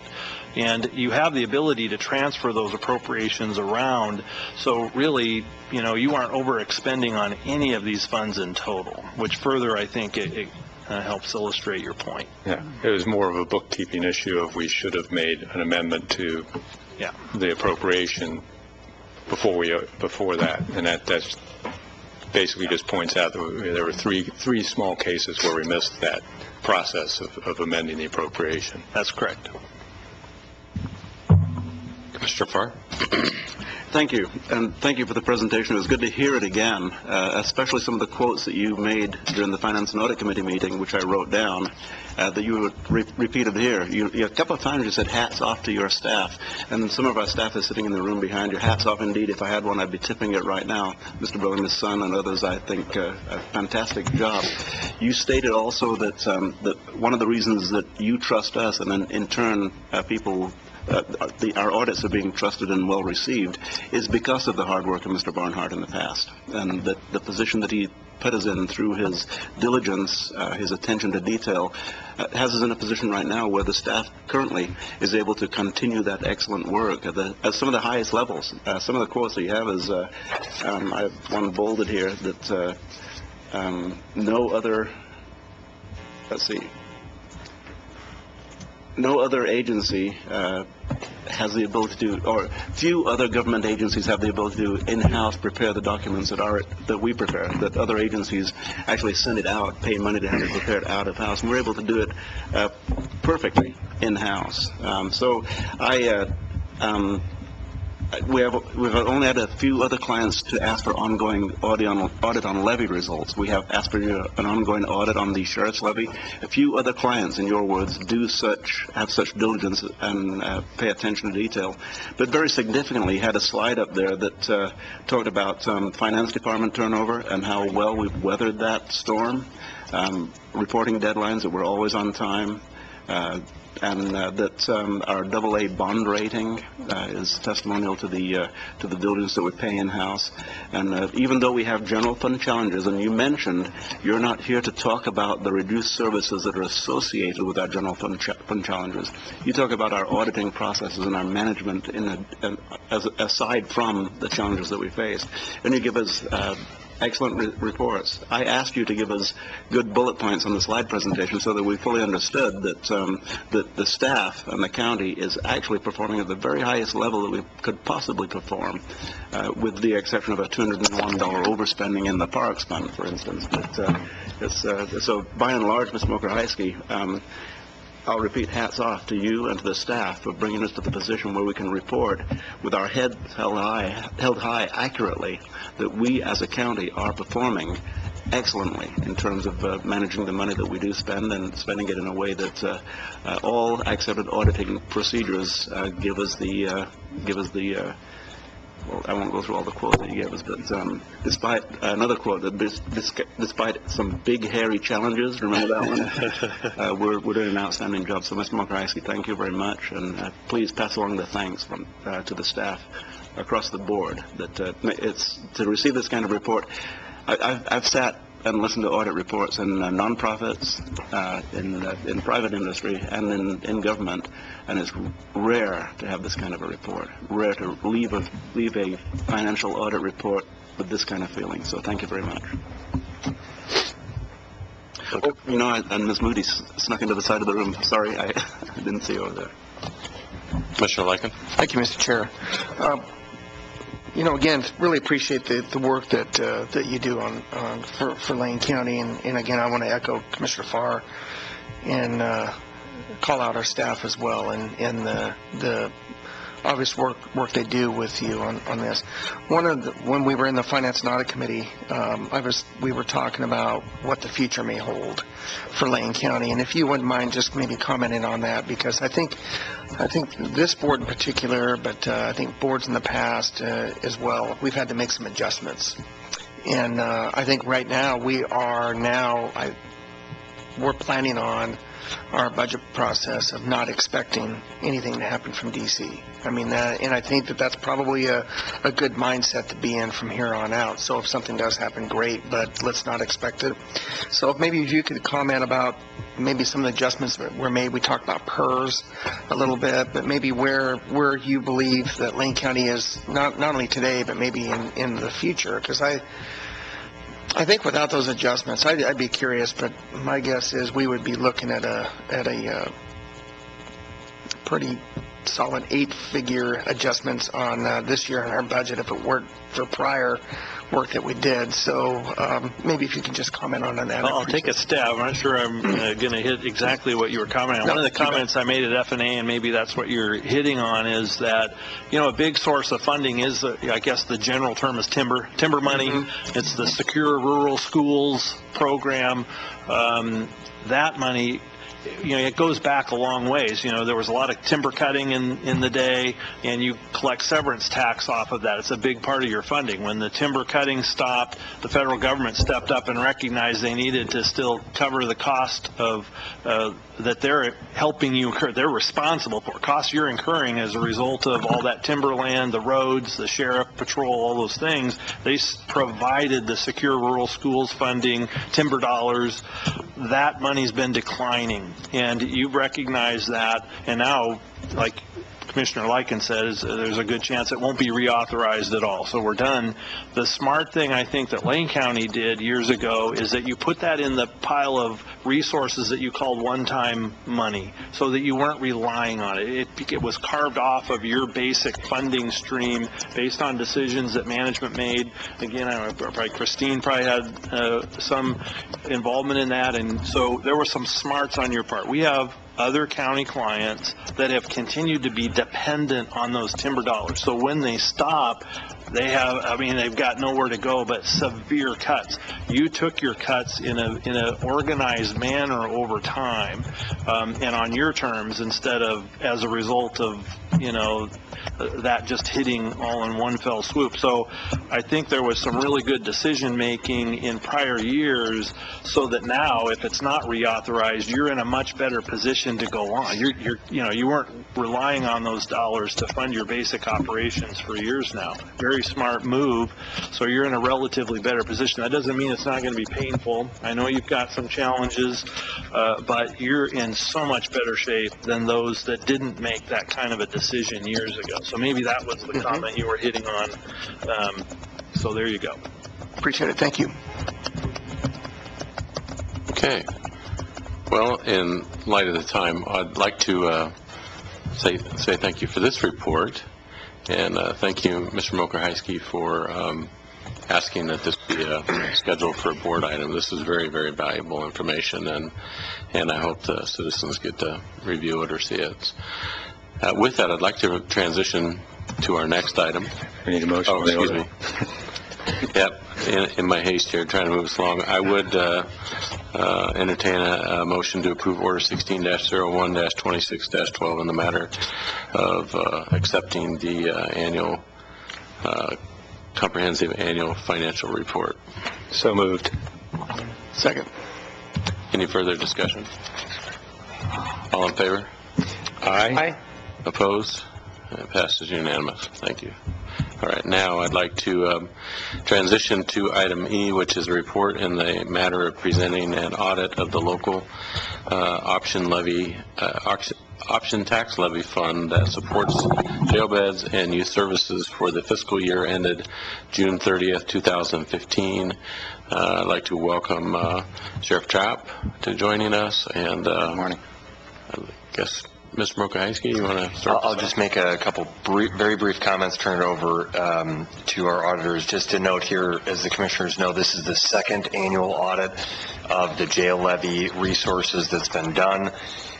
We have committed to do this every single year of the jail levy, so this is the report on the fiscal year 14-15. And again, we will continue to report on this. So I'll let the auditors go through that. I'm not sure if the sheriff has upfront comments he'd like to make. Otherwise, I'm sure there are comments after the fact and questions the commissioners may have. I'll wait till they're finished with their presentation. Okay. Well, why don't I kick us off, and then I'm going to quickly turn it over to Kevin, because he did all the work here for us. But as you mentioned, I think you had some foresight here when you went to the public and pitched this idea of the sheriff levy to help expand the jail bed and do certain things with an actual audit requirement, so that you can in fact present to the community that you're meeting the promises that you made in that process. And so in the ballot measure, you actually inserted a requirement to have certain testing performed and a report issued to you on whether in fact you're meeting those promises that you put into that ballot measure. And so really with that, I'm going to turn over to Kevin to walk through what we did, what you asked us to do, what was in that ballot measure, and then obviously what were the results of that. Thanks, Jim. There's basically two legs to this engagement. We audited the tax levy fund that's in the county's financial statements. And then as part of the ballot measure that the voters have passed, there were six assertions that we tested the compliance, that the county was in compliance with those requirements. And then also we made sure that there was internal controls in place to make sure that those compliance requirements were being met. And then we issue a report on those matters. So I'll go through the 6 items that the county asserted and that we tested compliance over. The first is with regard to actually setting up the fund. Of course, we tested that last year, and then we verified that you're, again, still using that fund to account for all the tax levy dollars. We also saw there's controls in place. Some decisions were made. Are these fixed costs that are not going to change now that we have these additional jail beds with the tax levy funding, or they're variable costs? So we can see that the county's thought about those sorts of questions and has controls in place to make sure that funds are being accounted for properly in the fund. The second is a big one, that the general fund will continue supporting the jail services. And we saw that the jail fund included $30.5 million to the Sheriff's Office. Now, of course, the Sheriff's Office has a number of different divisions to it, but one is definitely jail services, and we can see that funds are budgeted from the jail fund and being spent on jail services. The third item is that you said that 255 local adult jail beds would be used from jail fund, the funding, and we actually got out and we looked at, we did a tour of the jail, so we got a handle of what your capacity is, and we also understand that you give out, you're contracted with the U.S. Marshal to have 55 beds, City of Eugene's contracted for 15 beds, and that leaves the county with 256 beds, so you are meeting that requirement there. We also looked at a sample of what the jail bed counts were taken throughout the year, and we can see that jail bed numbers are definitely up from the days before the tax levy. Similarly, youth services funds 16 detention beds and 16 treatment beds. And we also toured youth services, and we saw that I believe there's 3 pods. One of those pods is open and definitely has 16 beds for treatment and 16 for detention. We saw that that's fully operated. We also looked at the counts taken during the day for the people being held and treated at that facility, and we saw compliance is being met there for the county. The ballot measure said that 91% of the tax levy funding would go to jail services and the other 9 would go to youth services. And we can see when the tax assessor collects those property tax dollars, a lot of that comes in November, it's being appropriately accounted for in that particular part of the county. There's account codes set up to make sure that that's all appropriate. We can see there's journal entries the county has in place to make sure that 91% is going to the jail services. And then finally, we made sure that the local option levy fund received a clean audit report for FY15. And as Jim mentioned, we issued a clean opinion on the county's financial statements, and we specifically audited that fund and gave it a clean opinion. So 6 requirements, we tested for compliance. All 6 are in compliance with FY15. So a clean opinion on the fund and a clean opinion on the county's assertions. So I think that's great news. The county said that they would uphold what the voters passed, and that's what we found is being done. And the one thing I would add again, I appreciative of the sheriff and the sheriff's office. It's not fun to have auditors come poking around. I imagine there are probably more important things in your daily life than dealing with auditors. And again, I think it's important for you to know if we were experiencing any problems, push back to our questions, if there was any challenges there. And we're pleased to report that none of that, if anything, very cooperative, very willing to facilitate the audit procedures that we perform there. And so I very much appreciate the professionalism of your staff in having us come in. I can imagine it's a fun part of your day. Fun to hear the results maybe, but not dealing with us when we're going through those procedures. So again, it was a good experience all the way around to do that work and to deliver that report to you. Sheriff, did you want to? Yeah, thank you, Chair Stewart, Commissioners.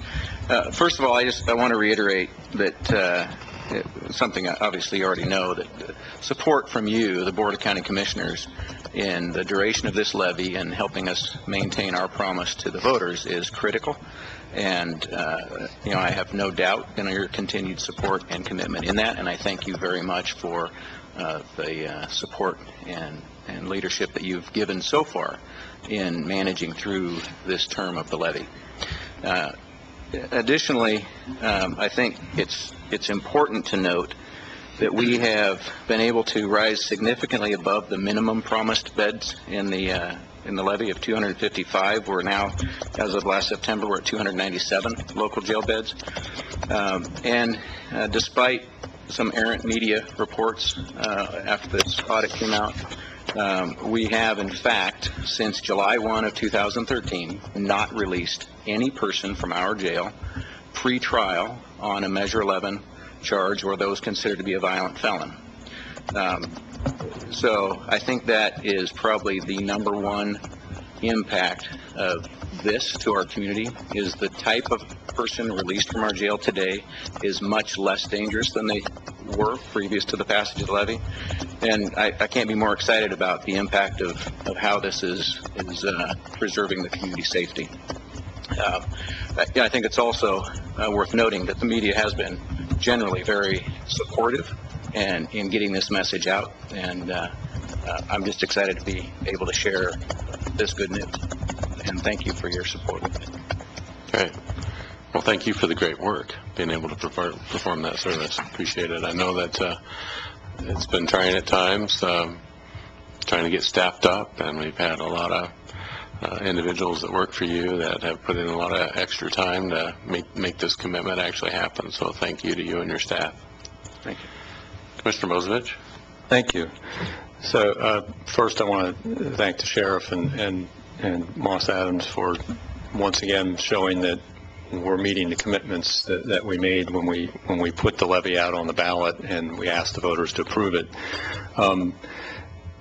Sheriff, and I don't know if you'll need help from Christine on this, but one of the confusions that's come up because of the way some of the numbers have been presented in the press is that for some reason we have not kept our promise about general fund to the jail. And we spent a considerable amount of time trying to figure out how many beds we could promise for the 50 cents that was going to go to the jail when we were developing the levy. And it was a lot of time between the Sheriff's Department staff and our budget staff, and we developed some spreadsheets to try and show how much general fund was going to have to go in, and we projected that. And those spreadsheets, kind of said this is the minimum amount we're going to have to continue to keep putting into the jail from the general fund throughout the life of the levy in order to maintain the 255 minimum beds, because we kind of wanted to be assured that if we did approve this, we'd be able to keep the 255 bed promise and that we had the general fund resources to continue to do so.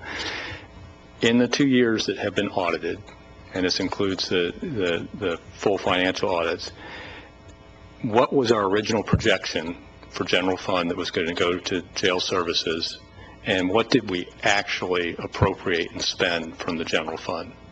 What are those two numbers? Do you know? Well, Commissioner, I don't have the actual numbers in my head yet. I did this morning see a communication from the budget office that without having the actual numbers to tell you the budgeted amount versus the actual amount spent in the jail general fund was exceeded $4 million more than we had projected. And the reason for that essentially is we had a forecast when we put together the levy funding projections. We forecasted that on a worst case scenario, so that when we did make the promise that we could keep 255 jail beds open for the duration of the levy, that was if all other funding sources to the jail turned off. In other words, all the U.S. Marshal beds went away, CCA funds went away, 3194 funds went away, Measure 57 funds went away. All those funding sources, local contracts, were gone, and the only thing left would be general fund and the levy funds. That was what was counted on for being able to maintain that promise. We all know that worst case scenario didn't happen, so we are more easily able to meet the promise of the levy, and we have been able to actually provide over $4 million more to the jail in general fund dollars in the last 2 years than we thought we would be able to.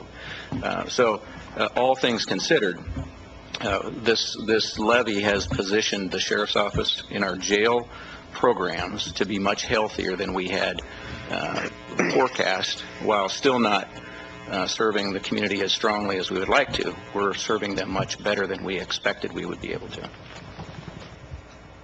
Thank you. And I see Ms. Moody in the audience. You don't have those exact numbers in front of you, do you? If you do, if you wouldn't mind. Good morning. Thank you, Chair. Commissioner Bozovich. So you're looking for original projections, budget, and then actuals? The original the information projection that I sent and was actuals, when we're talking about actuals, we're talking about the amount actually appropriated by the board, so budgeted. And in 13-14, our original projections were about $10.5 million, ended up being about $12.6 million. 14-15, we projected $9.5 million, and total was $12.2 million. So the grand total difference is $4.8 million, about 24% more than originally projected. So we've actually exceeded our promise for general fund support by over 24%. Well, and the promise was to continue some source of general fund, so there weren't amounts linked to that, but absolutely we've exceeded our projections. Thank you. I just wanted to hear that from staff and not be something that was the commissioners making that statement. Those numbers are from staff, that we've actually spent 24% more general fund than we originally projected when we asked folks to pass this levy. I still don't see how the mathematics gets to where we're not keeping our promise for general fund support, as has been stated in some of the local press, but they managed to somehow or another gyrate into that sort of math somehow or another. So thank you. Commissioner Parr. Thank you. Thank you, Sheriff Trapp, for your summary, and thank you for the report. You know, I sat in the Finance and Audit Committee meeting and listened to what was a more detailed presentation than you gave us today. And so I'd like to put things in terms that I understand, and I like to wrap quotation marks around things that people say. Now, Ms. Mokrzycki, the Finance and Audit Committee meeting is a public meeting, correct? It's public's invited. So you said these things in public, so I'm not betraying any trust. And you don't do things the way we want you to do them. You do things the way they are. You report the facts, not what we want to hear. Is that correct? Yes. So some of the things that you said what you said was going to be done was being met. Now that's kind of a funny sentence, but what you implied by that is that what we said we were going to do, we're doing. You also said when you collect the tax money, it is being spent appropriately. These are quotes. And that is great news that the county is doing what it said it would do. So I love the quotations because those are terms that I understand. What you're saying in those quotations is that what we promised we would do, we are doing. In fact, in many cases, as has been pointed out, we're exceeding some of the projections and some of the estimates that we put out there. So I just wanted to underline the fact that the words that you say aren't said because that's what we want to hear. The words that you say are said because that's just the fact. And as Kevin Bacon said, I mentioned this in the Finance and Audit Committee meeting, the facts are irrefutable. Thank you. Further comments, questions? All right. Sheriff, thank you. Thank you. For the report. And Kevin and Jim, thank you for coming and presenting both these today. I have enjoyed working with you over the years and look forward to continue to work together. I was interviewed by one of your staff this year just to do a touch to a commissioner that wasn't a part of the finance and audit, and I greatly appreciated his interview and questions and comments. So thanks for your thoroughness, and I really appreciate the great work that you do. Thank you. Appreciate that. Okay. So I'd like to bounce back in the agenda and pick up item C, which is 6C. It's a report on the Lane County 2014 to 2017 strategic plan report back. We have with us, joining us, Judy Williams, our strategic planning and budget supervisor. Mr. Mokrzycki, do you want to? Yeah, just a couple comments, Mr. Chair. Thank you. We met on December 8th. In a work session with the board. We're a little over a year now since the adoption of our latest strategic plan, and we presented to you in that work session on December 8th sort of where we're at. We have completed 18 of the action items that the board identified when it first adopted the plan in November of 2014. So 18 action items completed. 17 of the original action items you identified are on target. 8 are being monitored. And then during that work session, you identified an additional 32. So we have a full plate of work to do, but I think some really great work, and Ms. Williams will walk through specifically some of the changes here, but I'll just note that in that work session, the board identified homelessness, poverty and homelessness, mental health, climate change legislation, incorporating the work of our performance auditor, and emergency preparedness as things in addition to the work that we had done to pull together action items and goals that are being worked on. So I feel really good about where our strategic plan is at. It continues to evolve, and I want to say, as has already been said on other items today, I just really appreciate the board's support for this strategic plan. I hear regularly in the state of the county, Commissioner Bozevich talked about it. I've heard other commissioners this morning. Commissioner Farr talked about the comments of the VA clinic. The board is regularly reinforcing the 3 strategic priorities that you've established, and that is really impactful to the rest of our organization and to the community, that all of you buy into and support the strategic plan, the priorities that have been developed, the strategies, objectives, and goals that we've identified. So I want to thank you for your support and let you know that we're going to continue to do the work necessary to implement all of these goals that have been identified. And then the last thing that I want to say here is, as we go forward with our budget, the priorities that the board has established through this strategic plan are guiding our budget process. So again, you know, we've talked about the importance of a strategic plan and the importance of it not being a document and a plan that's developed and then sits on a shelf and we talk about once a year. We're doing quarterly updates, we're doing regular work sessions, we're incorporating it into everything that we do.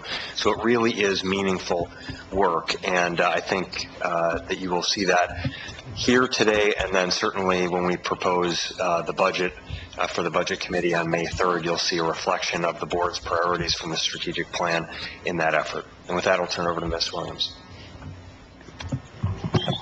Thank you, Chair Stewart and Commissioners. Mr. Mokrzycki provided a good overview, so I'll just kind of delve into some of the topics that were discussed at our annual work session on December 8th. So in the online version of this document, there's a couple attachments, and so attachment A is really the ongoing lists that make up the strategic plan and action items that we're working on as a county to complete these goals. So the attachment A summarizes the recommended edits and changes that we brought to you on that work session date.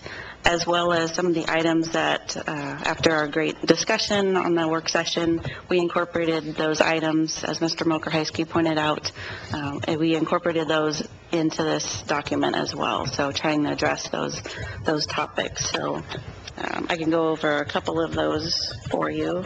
The topic of homelessness did come up, and so if you look on attachment A, number 21, we've added an item, action item, work in partnership with the cities in Lane County, the Poverty and Homelessness Board, HACSA, the Human Services Commission, and other community partners to identify both temporary and permanent solutions to homelessness.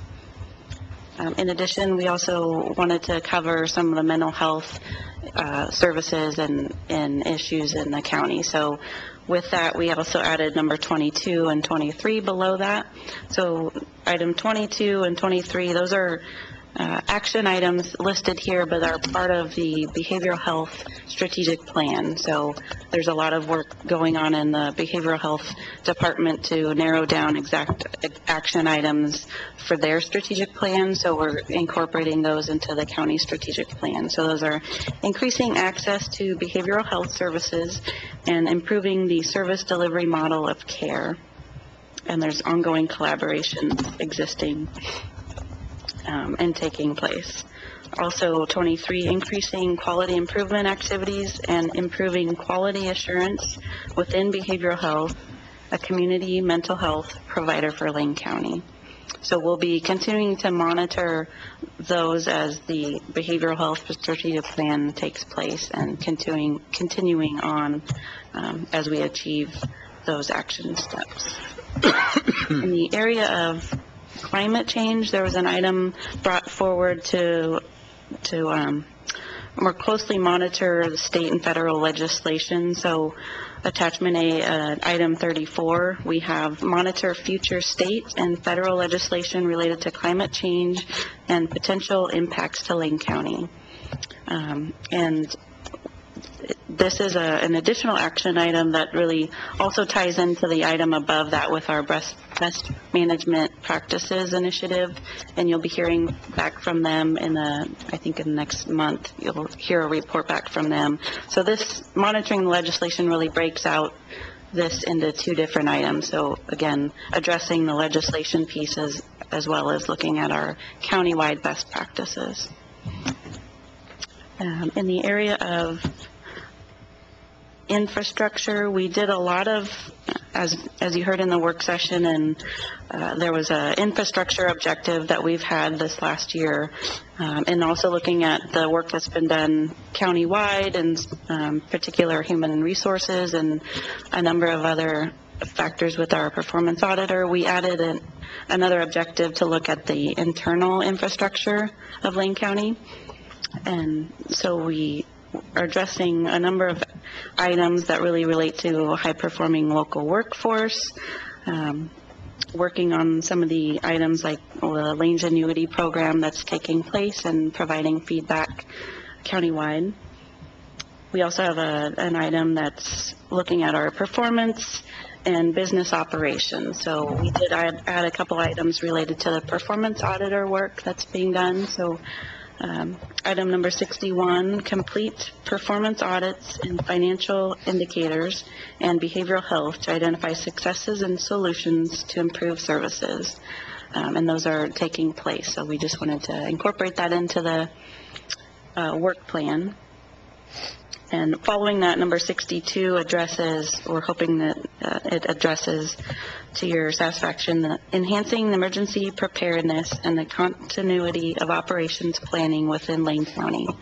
So again, lots of existing work that's already happening with the COOP, that's abbreviated for that action item. So just continuing the work with that and collaborating with our partners to do that. So those really are added based on the discussion that happened at the work session. And so with that, we've updated the action items that make up the strategic plan. So if you're happy with those changes, then we will go ahead and post it online and get that out to the countywide and get more information out to employees and continuing on the work with that. So Unless there's any questions, that's all I have. Commissioner Farr? Thank you, Mr. Chair. Ms. Williams, this is really outstanding. Not just the work, but the actual presentation of the document, accounting for the work. You know, have you seen the movies Divergent, where the government projects on the sides of buildings what they're doing? Well, we should project this on the side of the buildings. It really is. It's important that people understand the nature of the work that's being done by county staff in order to maximize our resources. Of particular importance to me in this is you list the areas, the action items, that are flexible that we add to the action items. The three goals stay in place. We add to the action items, and sometimes on an ad hoc basis we add an action item and then modify that action item as it is implemented. But then significantly, you also place in there in a small box at the bottom indicator systems assessment tools. That is really great because you can say anything you want, but by giving the actual names of the tools that are being used, then it allows anybody to go back and say, oh yes, I understand. They can get in much greater detail as to the milestones that you report and the progress report that you give in the matrix on the report that you presented to us. Every word, every column, every box is important in here because it all gets out the information to the public on a regular, ongoing, updated in a fashion that we are in fact. The county staff is in fact moving in a direction as prescribed by the strategic plan. I'm going to take this moment right now to look at one of the indicator system assessment tools. Underneath action item 23, you state the annual one-night homelessness count is one of the assessment tools that we use in order to work in partnership with the city's Lane County and the Poverty and Homelessness Board. Just wanted to point out that happens tomorrow. Tomorrow is the day. So you're quick to grab items as they come up. You're quick to use existing measures to measure how we're doing. It's benchmarking not only against what's happening around us, but also benchmarking against ourselves. Ms. Mocher-Heisky, this report is outstanding. And not just the content, but the actual presentation of the report. I'd like to commend Ms. Williams for putting this together. I know it's not easy. And you always work with your door open. That's the amazing thing. So thank you very much. Other comments? Commissioner Lycan. Thank you, Mr. Chair. I'd like to echo Commissioner Farr's comments. Judy, thank you very much. You and staff who worked on this, really appreciate it. Excellent work. I do have one question, and this not to really be answered now because it has not occurred, but I would be curious. So on item 1, I mean, right away it says identify options to stabilize and reduce expenses and enhance revenues in the general fund while maintaining a quality workforce. I think one of the things that I'd be interested in staff to take a look at that well, first of all, the first question is, and maybe Steve, this might be to you, it might be to whomever else is here today, how many of our non-rep employees are an hourly wage? And if there's a vote by the citizens or if the legislature moves forward on the minimum wage increase, what potential effect could that have on the non-rep hourly employees and the service issue? And again, I know we can't really comment on it now because nothing has happened at this point in time, but I think it's just something I'd just like to throw out there as in looking out into the future to find out if there's an issue here whatsoever here at Lane County, if there's a potential of, whether it's a service decrease or the case may be, just out of curiosity more than anything else. But really, other than that, I really appreciate the work on this. I mean, it just gives, I think anytime you have a strategic plan in place, I think it really helps with the goals, especially the annual goals, semi-annual goals you want to achieve moving forward. And I think the more information that's available like this, I think the better off we are moving forward. So I just really want to commend on the outstanding work, and thank you very much. Other comments? All right. Thank you, Judy, for the report. Thank you. And I think you captured what you heard from the board at the last work session on this very well, so thank you.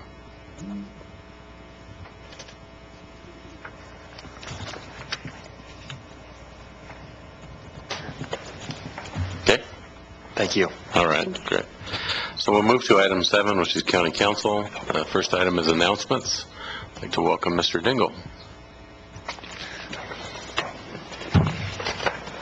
Chair Stewart and members of the board, I do have an announcement. At the request of Commissioner Lycan, he asked that I basically update you a little bit on the status of the litigation that was filed in no litigation has been filed, but the notice that Lynn County gave under Oregon Rules Civil Procedure 32 that they intended to proceed with a class action lawsuit against the state. Just basically an update. The way this works is that the Rules of Civil Procedure requires that the party give at least 30 days notice the plaintiff before filing the lawsuit. So if they stick to that timetable, essentially you could expect them to file a complaint 30 days from whenever that was. I can't remember, last Thursday or whatever that press release came out. At that point, it's a pretty large class. So it's all the counties that participate in that program, as well as all the districts and special districts and school districts on down that receive funds from that. Typically, the first fight in a class action is whether or not the class should stay the way it is or whether it should be broken into other classes. I expect that will. Most always there's a challenge to that. For example, it might be logical to split the class between counties and school districts and special districts and end up with 3 classes. At the end of the day, there isn't anything for us to do at that point. Once the class, the judge will certify the classes and say that here are the classes and here are the members, at which point the members of the class, of the potential class, will receive a notice, and essentially you're in unless you opt out. And so you have to take affirmative action to opt out of the class. For those that were around with the lawsuit with the state, this is different than the one that's filed by the Attorney General. Unlike other litigation, there is no real risk here because, again, the expense would be whatever time is expended by staff gathering whatever documents are relevant, perhaps participating in depositions. And at the end, should a settlement or a verdict be reached, the judge will then apportion costs and different things like that based upon typically the size of the participation of the person in the class action. So it's not like so, for example, in contrast to perhaps another situation where if we participated in a lawsuit as a plaintiff and a court were to deem the complaint that was filed or the claim that was pursued to be frivolous or meritless or without reasonably objective basis, that party could be, and us being a party, face an award of attorney fees. That's not a possibility in this case. So that's basically where we are. The other piece I can tell you is I did talk to the county council in Lynn County, and essentially what they have is a contingency, because I know the obvious question is, well, how are they paying for this? I have not seen the retainer agreement, but I have no reason to dispute council's representation that it's essentially a straight 15% contingency. That would go to Mr. DiLorenzo, the person who is filing and acting on behalf of Lynn County. So that's pretty much an update. There really isn't anything, like I said, the first decision point, if it gets that far, will be when we receive the notice, and my assumption is that we would then schedule an executive session and the board would then hear the current status of it. We'd have a better idea, quite frankly, of who the classes were. In other words, are we in a class with all those groups or are we in a class with just counties? And then the board would at that point have the option of opting out. So that's the report. Does anyone have any questions? I know there just isn't much information to give at this point. Thank you. Does that satisfy you, Commissioner Lycan? Mm-hmm. All right, thank you. And I've been asked by Ms. Jones to make a suggestion with regard to the board order where you came up just earlier this morning, establishing the composition of the audit committee. Because we are actually in a situation now where you signed a board order that references a section of the Lane manual. Your board order says one commissioner, but the section to the Lane manual that it references says 2 commissioners. So what Ms. Jones has suggested, and I concur, is that we bring that back as one change so that it's not confusing. Does that make sense to folks? In other words, right now, you have a board order that would reference the section of the Lane manual that's inconsistent. So just bring it back as one change, which will be the board order, along with the change to the Lane manual that will read the same as the board order, one commissioner. Perfect.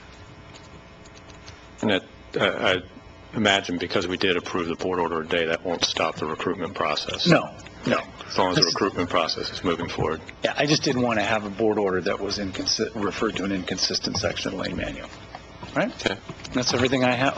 Just a question on that, since there may be other members of the temporary committee listening.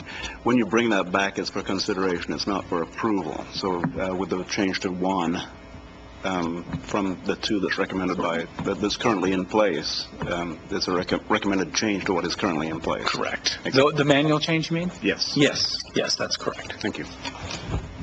Okay. All right. That's all I have, and I'll turn you over to Mr. Clark on the newspaper issue. All right. Next, item 7B, which is order 16-01-05-07, in the matter of selecting a newspaper to publish monthly notice of expenditures, personal and property tax warrants, and notices of real property tax foreclosure. I'd like to welcome to the conversation Mr. Clark. Good morning. Thank you, Chair Stewart. As you recall, the board requested a staff return with some additional information and recommendations on selection of newspapers. I don't have a lot of additional information for you, nor a different recommendation. The additional information that I did circulate, albeit late, was some numbers Ms. Jones provided about bills basically we paid to the registered guard over 2015. That is how much we've expended with them, mostly on advertising, which amounts to $56,000 and change. Some of that, a minor part of that, is for subscription services. That is what the county pays to receive the newspaper, either upstairs or Public Works or wherever. So the total amount expended for advertising is probably in the neighborhood of $55,000 a year. The order hasn't changed as far as what the recommended order is. The county's required in 2 instances to select a paper to publish notices, and those instances are for publication of personal property tax warrants and real property tax foreclosures. Both of those instances we need to do it in a newspaper. There aren't other options such as the internet. The order also speaks to discretionary publication in the newspaper, and that is for monthly statements of expenditures.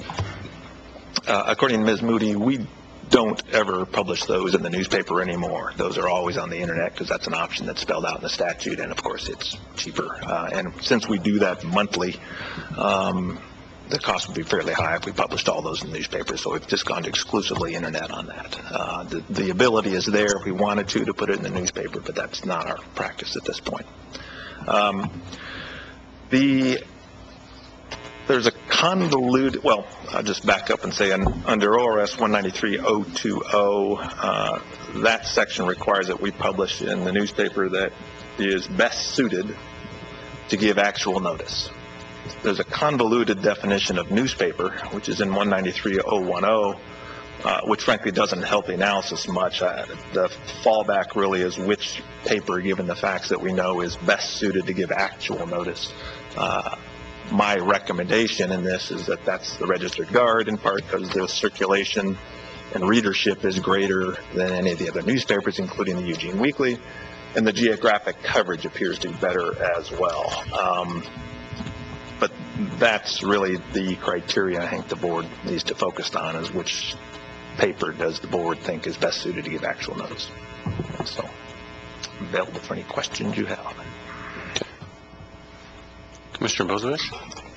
Thank you. So it's One of the things I wanted to make clear with this, when we got to this, was to make sure that we were not utilizing newspapers wherever we had the discretion to use the internet. And it sounds like we are definitely doing that now, because as we're facing the budget deficits that we're facing, I don't want to spend tens of thousands of dollars using newspaper where the internet would suffice. I have some questions, though, because when you look at the readership versus subscribers, the Eugene Weekly is not that far off of the Register Guard, yet the Register Guard territory actually extends beyond the county. So trying to define what's the best notice within Lane County, they look pretty equal to me as far as who actually reads the paper. When you look at 97,000 readers for the Eugene Weekly, but the only extensions beyond Lane County they have is Corvallis and Albany. Yet there's 7,000 readers during the week, roughly 113 on Sundays for the Register Guard, but they're going to Coos Bay, Newport, Corvallis, Sweet Home, and as far down south as Roseburg. If you start eliminating the readerships that are outside of Lane County for both papers, how close would they be? And it seems to me they're very close. And then I start looking at, well, who charges more? And the Register Guard is definitively 56% more expensive per line than Eugene Weekly. And then in addition, if you start getting over 80 lines, the difference gets even greater, because the Register Guard doesn't have a discount once you get beyond a certain amount. So as I look at those, we're basically talking about relative equivalency of readership. The only difference is I know there's some issues for some of the notices we do, because we need to have them within a certain number of days of when we actually are getting ready to take an action. So we need a daily paper sometimes. So I'd kind of like to see us amend this order to declare both papers as our paper of record, utilize the weekly where we don't need a daily paper for our legal notices. There's some legal notices that we can wait for the once every Thursday publication. There are others where we have to have them within a set number of days, and we have to use a daily paper and divide it up. And we could probably, out of that, if we're talking about, a 50-50 split of 56,000, and we're going to save over a third on that, we're saving roughly on $10,000 over the course of a year by doing so. And I don't see where there's where you could make a clear determination that the Register Guard is the best notice for this county based on readership. And that's just looking at the simple arithmetic there, we can save the county approximately $10,000 roughly, maybe less, maybe more, by utilizing the Eugene Weekly. So it seems to me I would propose that the board consider amending the board order to include the Eugene Weekly for notices that are not needed to be in a daily paper, and the Guard for only the notices that need daily circulation due to the deadline issues for statute, and that we move forward that way, because I've expressed my concerns in the leadership team meeting about we need to start lifting the couch cushions, looking for every savings we can, and this is one of the places we can go there. And I don't see a good argument for why one's a better notification than the other. Commissioner, would you like I'd entertain a motion to? Oh, so I got to look at the order. So in the first whereas, the Board of Commissioners determined the Register Guard and the Eugene Weekly are newspapers of general circulation.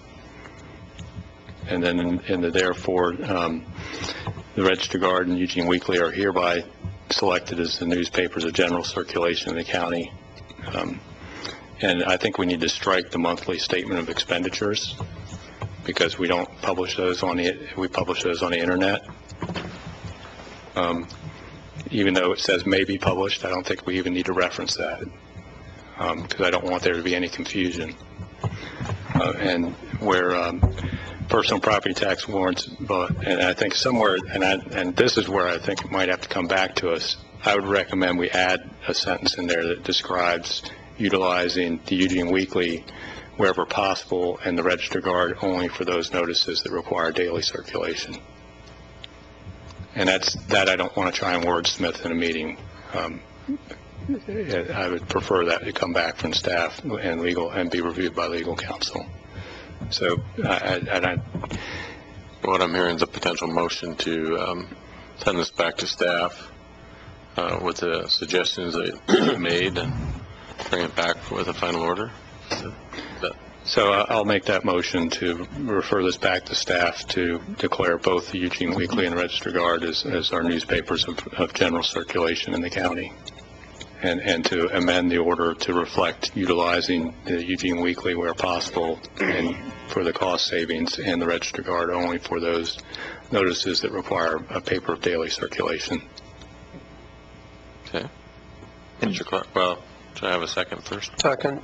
Okay, now Mr. Clark.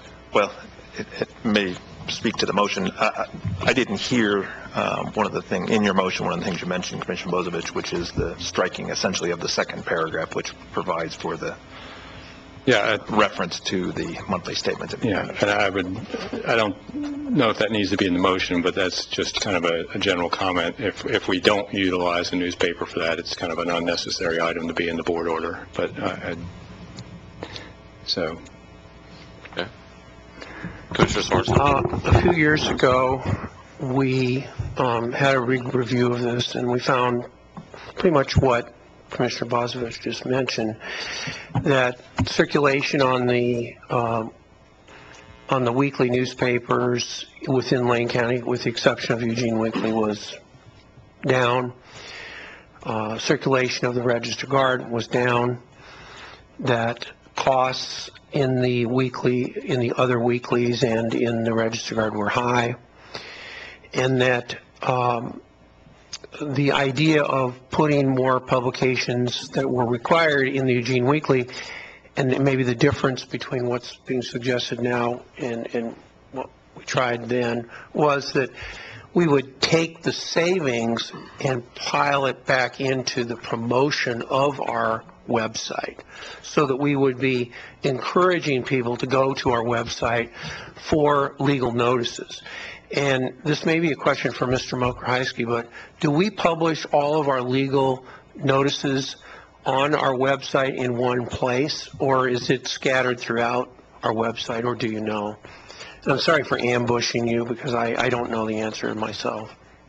I can't give you an honest, an accurate answer on that, so I'll need to check. My sense is that if we, and I think it's great to move in this direction, if we were to place all of our legal notices, whether they're required to be published in a newspaper or not, if we put them on our website in one place and we just had legal notices, then we would be moving toward the idea that people that are following sales of vehicles or property taxes or properties that are being foreclosed, tax foreclosures, all the zillions of things that people who do follow our legal notices follow, then we would be really moving toward the idea of doing this more efficiently and more and really getting out to the wider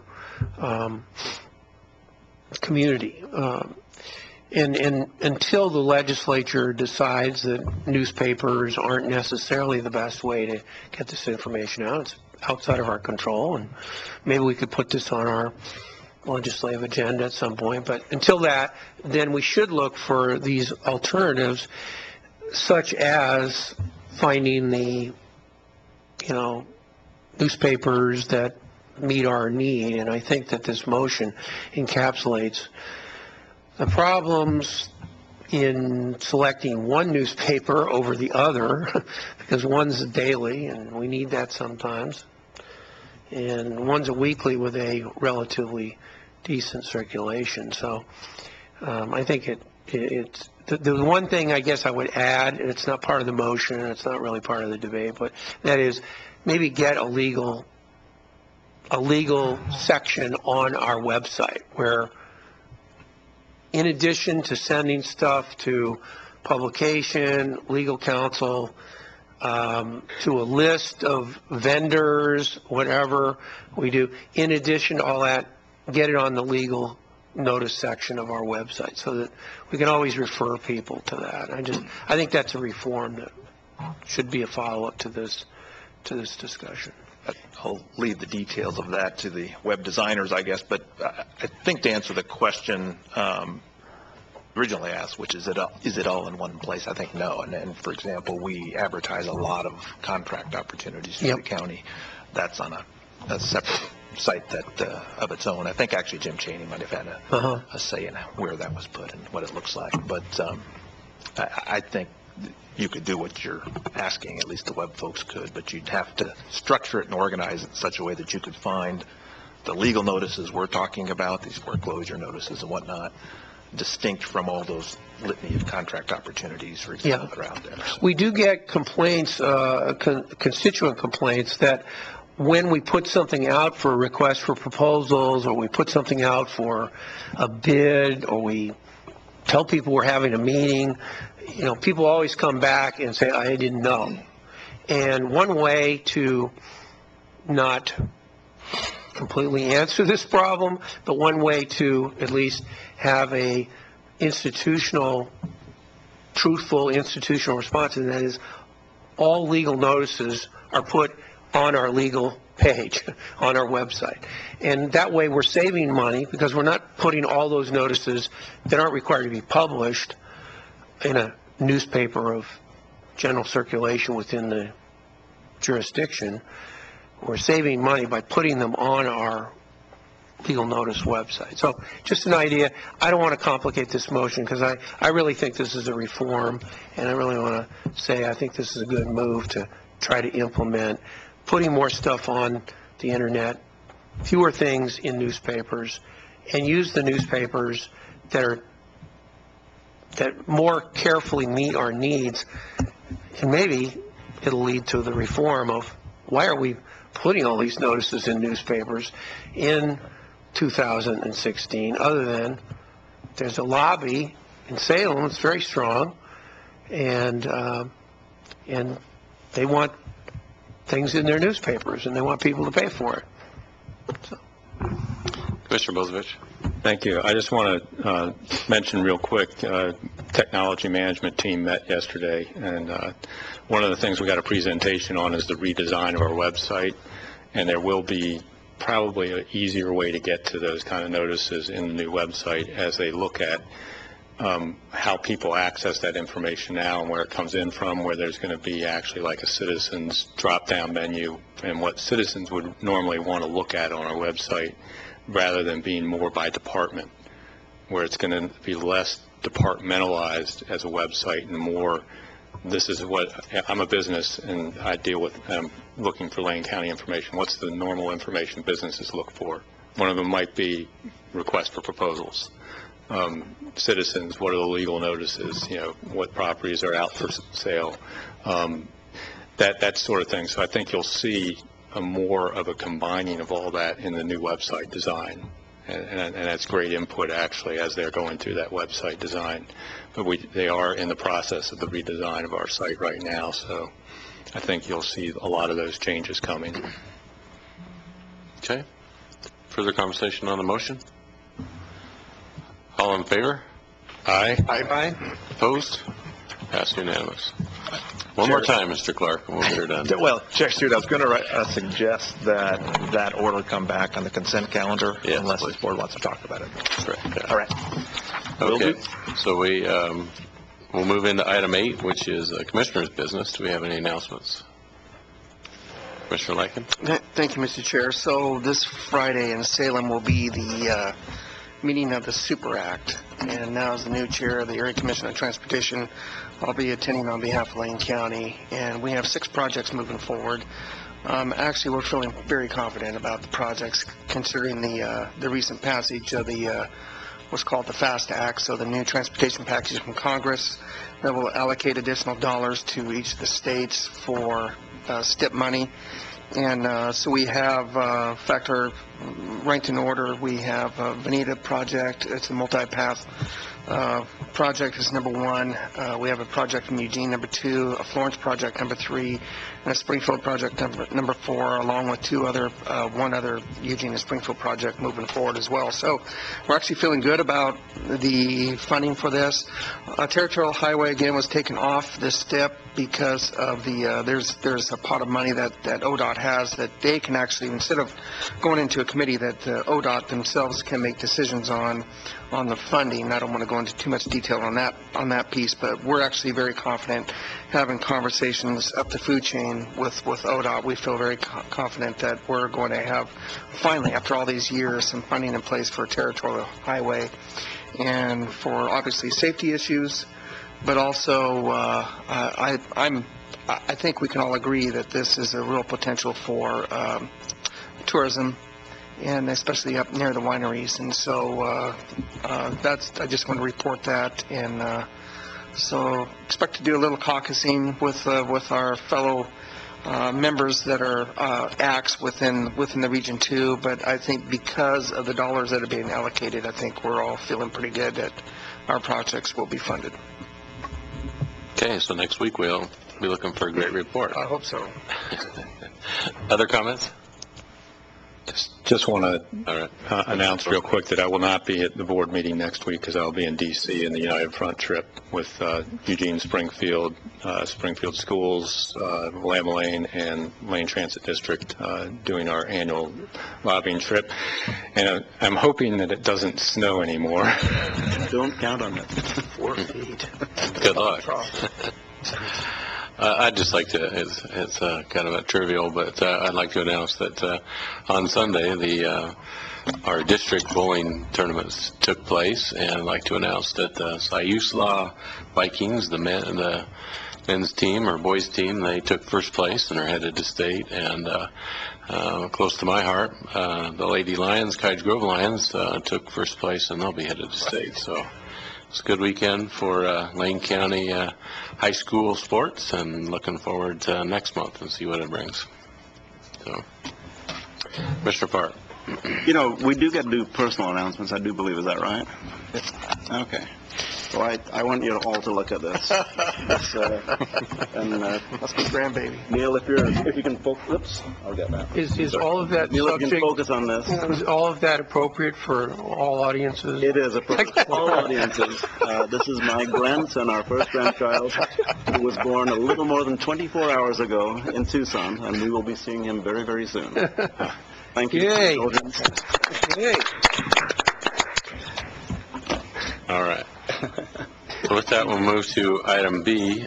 Do we have any agenda team requests or work session requests? Silence. Wow. Okay. We do have an executive session, and I believe we have enough time to go into executive session and have that. Is that right, Mr. Yes, we do. Okay. So what I'd like to do at this point in time is to call the board into executive session. The Board of County Commissioners will meet in executive session to conduct deliberations with persons designated by the governing body to negotiate real property transactions. This executive session is held pursuant to ORS 192.660, subsection 2, subsection H, which allows the Board of Commissioners to meet in executive session for the purposes listed above. Representatives of the news media and designated staff shall be allowed to attend the executive session. All other members of the audience are asked to leave the room. Representatives of the news media are specifically directed not to report on any of the deliberations during the executive session, except to state that the general subject of the session as previously announced. No decisions will be made in executive sessions. And at the conclusion of executive session, we will recess for lunch and reconvene this afternoon here in Harris Hall for our afternoon session. So with that, we are going to move up to the conference room, the Board of Commissioners conference room, and have our executive session.